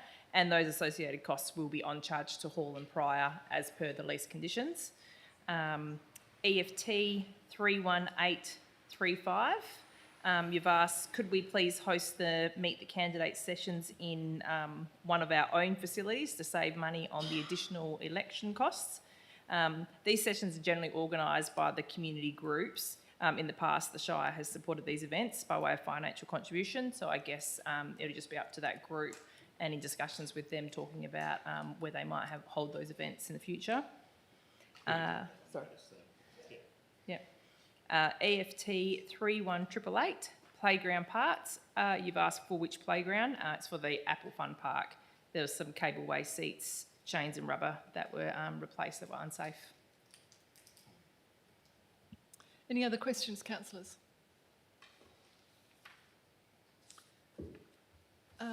9.2.2, Statement of Financial Activity Report for the period ending 30th of September 2025, and Meta will introduce this. Thank you, Shire President. Just before reviewing the Statement of Financial Activity for the month of September, I just wanted to note a couple of things. The budgeted estimates have been updated with unspent expenditure from projects from the 2024-25 year. These projects were identified as being incomplete in the prior financial year and not already included within the original 25-26 budget. In addition to the expenditure being brought over, the funding sources, the relevant funding sources have also been brought over into 25-26 and included within the estimates, and as a result of that, that is a nil effect on the estimated surplus at the end of the financial year. I have included in the officer's comment section within the agenda item, I've included a summary of the project projects and their values. There potentially might be one more change, which I will include in my next monthly financial I'm just getting some guidance from the Manager of Works and Services around the Southampton Road project. Additionally, the Shire's annual financials for 24-25 are still subject to the final audit, which is due to be finalised before the 5th of December. After this, the asset modules within the financial systems will be updated with all the capital purchases for the financial year, and also depreciation expenses be calculated and accordingly. So I anticipate that these costs will be included in the November financial report. Following on from there, there are two variances to report in the statement of financial activity. So firstly being the proceeds for capital grants, subsidies and contributions.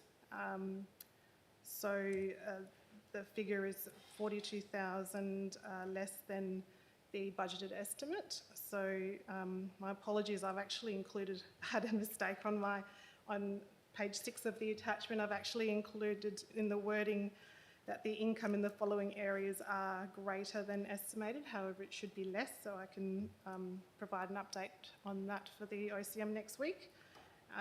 And underneath there, I've given a breakdown of what the variance is. And lastly, the next variance to report is for the acquisition of property, plant and equipment. This is 53,000 less than the budget estimate, which is in relation to the plant and equipment for Parks and Reserves and also for VC Mitchell. That's everything from the September report. Thank you. Just make a comment? Yep.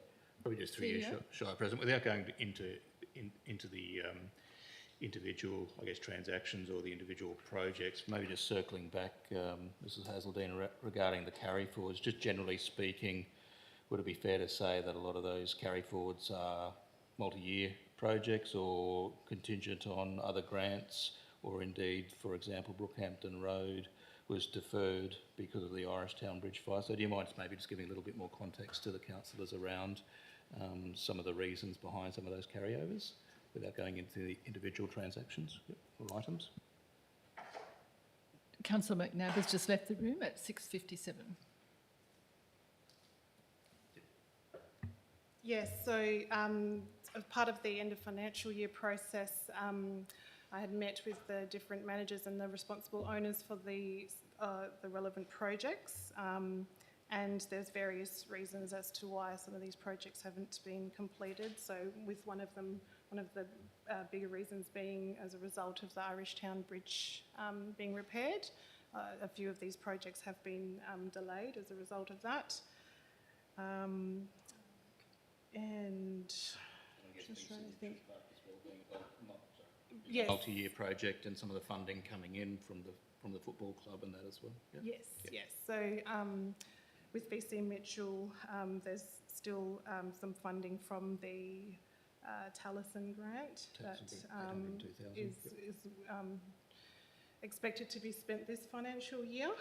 So that was about 800,000 there left to spend from last financial year.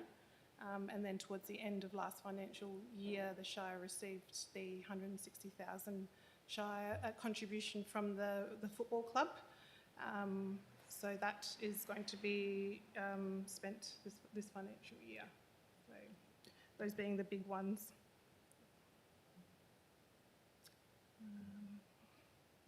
Yeah, nothing else to add to that. Any questions, councillors? Thank you, Meta. And we're waiting for the 9.2.3 for October. Might be here before next meeting. Yeah, yes, I'm hoping to have that for the next OCN meeting next week. Yeah. Okay. Yeah. All right. Thanks. And Councillor McNabb has rejoined at 6:59. Moving on to item 9.2.4, the Code of Conduct for Council members, committee members and candidates. would you like to talk to this? Just very briefly, Shire President, this is somewhat of a procedural matter, councillors. The continuing councillors will recall probably one of the last OCMs, the previous term of council, we brought up the code of conduct and had it updated to include our new council values and made some fairly minor changes and was readopted. And I guess the philosophy behind that was given that we were embarking on the election period and the code of conduct actually does bind candidates as well. So that was the philosophy behind that. And I believe, Mrs Clifford, this is really just a belt and braces and a broader part of the new councillors' inductions to bring it formally to you. There are no proposed changes from that document that came up towards the end of the last term of council. So it's just, I guess, placing it on record that councillors have been made aware of it and getting it readopted. Thank you, CEO. Any questions, councillors? Councillor Davey? Yeah, it's missing from the attachments. Yeah, so like if we're confirming, we do need to see the actual attachment. Is it on the Shire website as well? Yeah. Okay. Any other questions, councillors? No? Is everyone okay to keep going, to keep paralleling through? Yep. 9.2.5, offer of purchase and proposed disposition of property lot 5870, Southwestern Highway, Donnybrook. Lauren is going to introduce this report.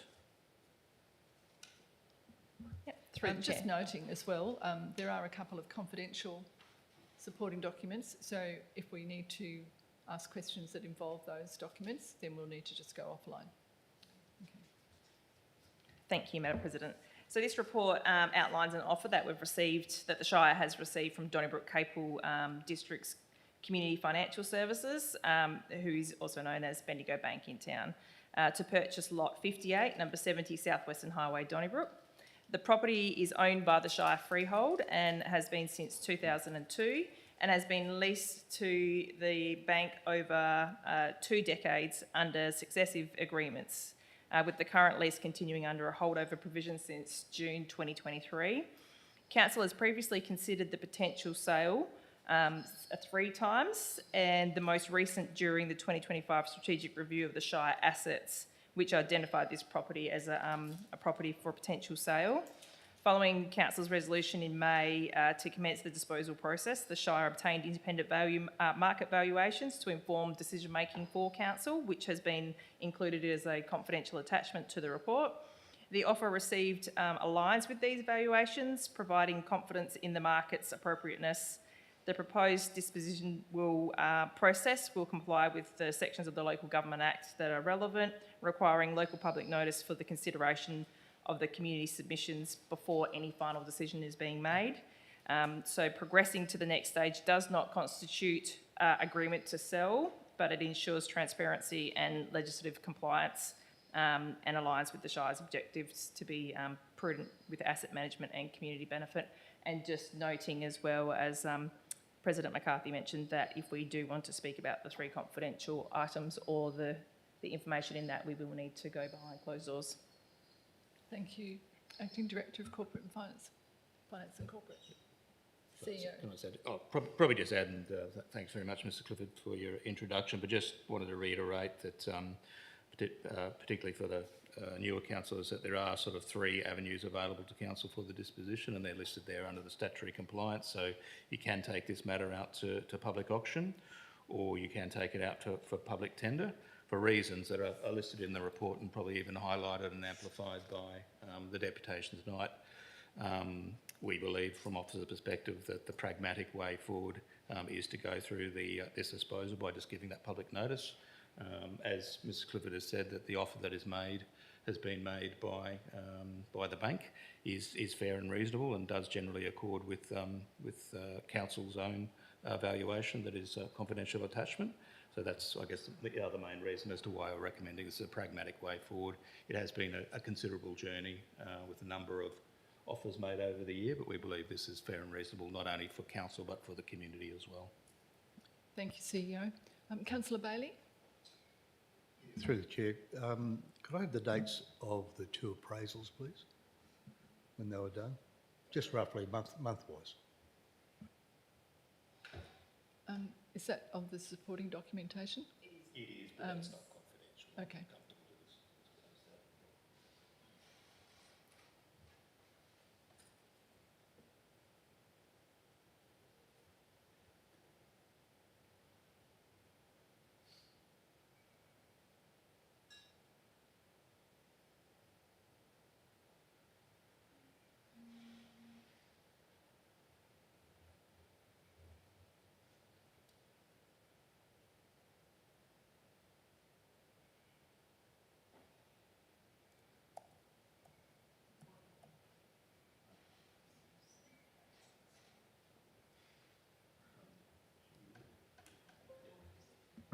The valuation date for one of them was the 21st of August.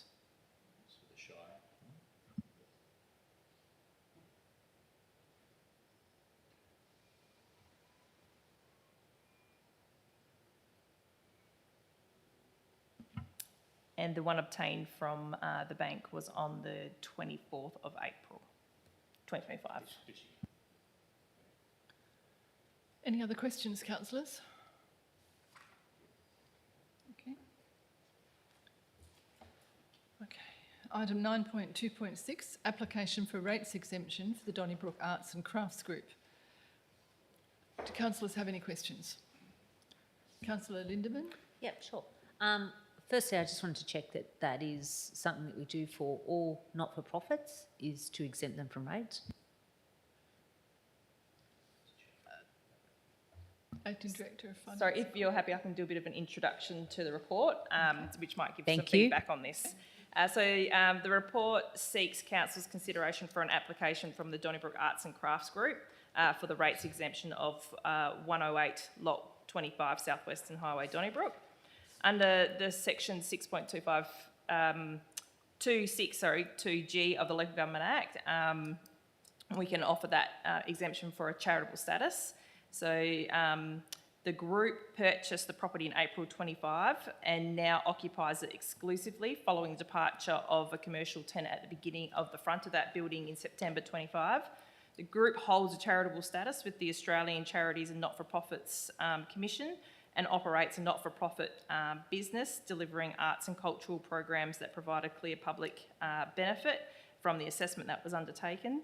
The exemption process focuses on land use rather than the organisational purpose, requiring that the property be used exclusive for charitable purposes.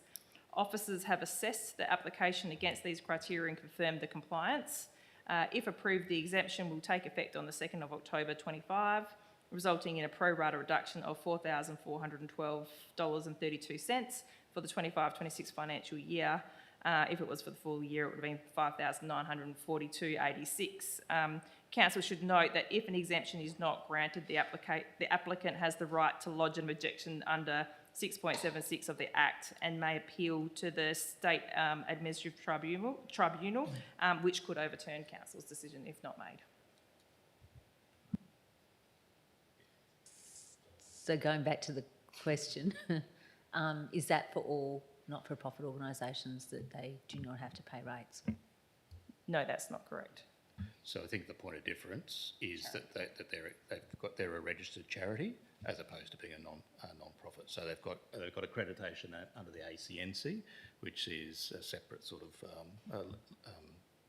body or a separate piece of legislation. And my understanding is that we've only got two others, so it'll be three in total that have that status, and if indeed council passes this, have the same rates exemption. Are the others not-for-profits, or are they churches, or? Through the chair, churches are assessed under a different part of the legislation, same section, but it's a different status, so that they are automatically given the exemption under the rates under the legislation. So, but the other two properties, one of them is the Bridge Street Affordable Housing, and the other one is Origin in Balingup. Okay. And same thing, they are charitable, groups can do that, they can apply if their status is to change to actually have the exemption for their rates. But it's only done via an application, it's not just automatically picked up.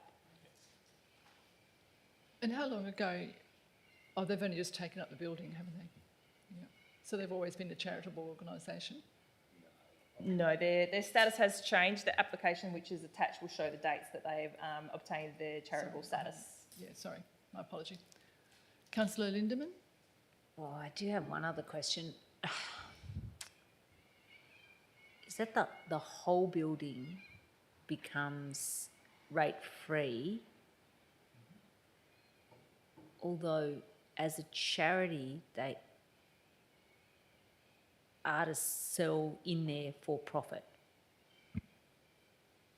If I can respond, as outlined in the report, the information given and that officers have assessed is that although they do run commercial sales through there, it's all put back into the group for the community held classes that are run, that are seen as charitable and a public benefit on balance to the costs that they might receive from that. Yeah.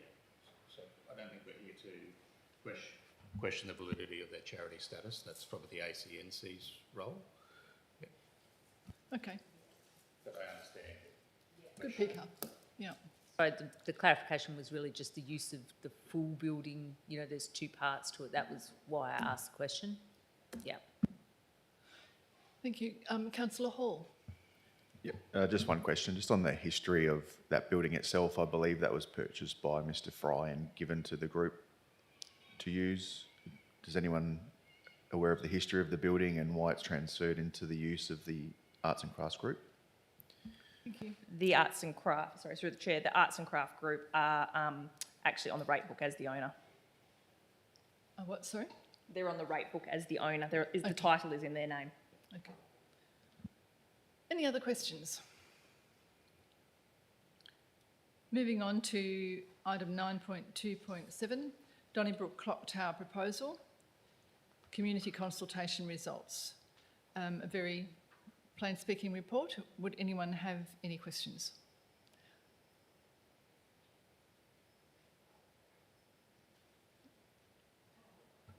Councillor Davey? Yeah, there seems to have been some misunderstanding around who would fund it and which tree was being removed. Is there any way to go back to the people who submitted their objections and just clarify that they had the right information? Is that possible? It's possible, but yeah, if that's the will of council, yeah. I mean, we are fairly constrained staff-wise. I mean, yeah, this is not a Shire-initiated project. It's something that has been initiated by the community, but I think as Belt and Braces, we sort of undertook to take some fairly limited community engagement. But if that's certainly the will of council, then we can make that happen.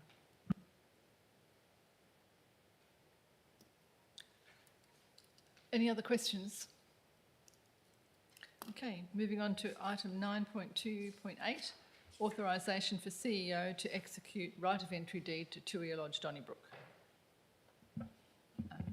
Any questions? Sorry, I'd like to give an introduction if I can, just because I think it might clear up a few questions in regards to the information that people might be after. So to give you a bit of a background, the report recommends that council authorise the CEO to execute the right of entry deed for Tuia Lodge, Donnybrook. The deed forms part of a tripartite agreement between the Shire, Hall and Pryor, who are the lessee, and the lender, supporting the major upgrades for the facility. Hall and Pryor, through Freshfields Aged Care, who's the name of the lease is now in, is mortgaged its leasehold interest in Tuia Lodge. So as leasehold mortgage means the lender's security is the lease itself, not the actual land or the buildings owned by the Shire. If FFAC faces financial difficulties, the lender can step in and manage the lease, but the Shire does not become responsible for the FFAC's debts.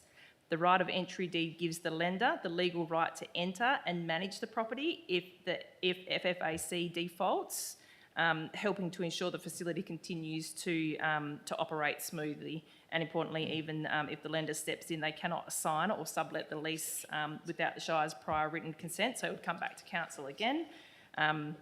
This protection remains in place, so council retains control over who can hold and occupy the lease.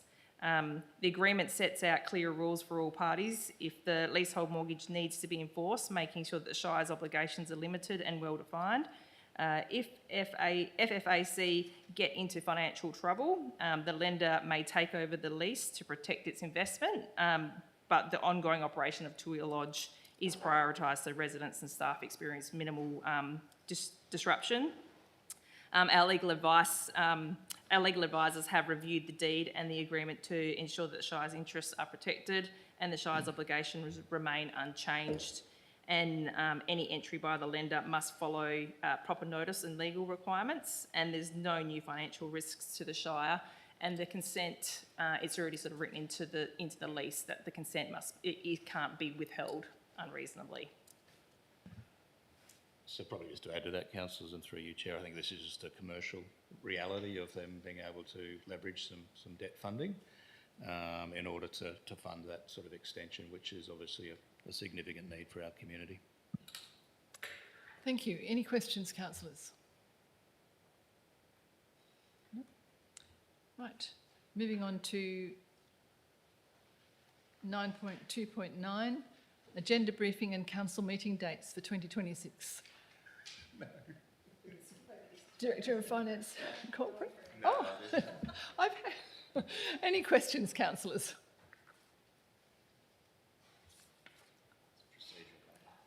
Councillor Lindemann, it's coming. You see me poised. I just was double checking that everyone is good with 3 p.m. Just double checking if that was exactly what we agreed on. Well, my version had 33 p.m. But does it? Is that what it was? Audit and risk, okay. All right, so 3 p.m. Especially our newer councillors who've got little ones. I mean, yeah, okay. All right. And moving on to 9.2.10, Audit and Risk Management Committee meeting dates for 2026. These are just indicative only. Yeah, they can move depending on how the audit stuff flows out.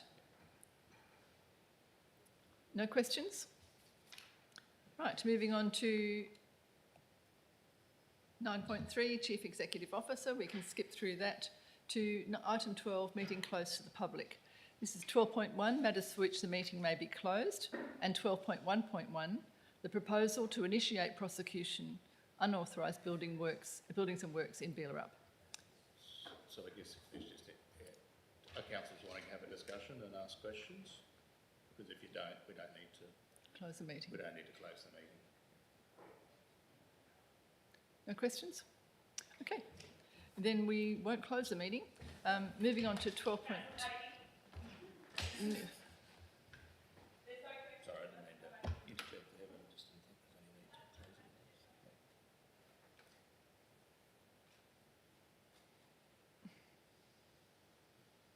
She doesn't need to come back in, we're going to close. Shall I keep going?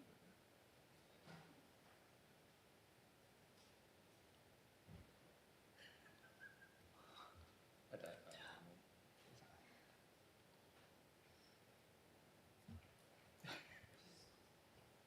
Yeah, Item 13, closure.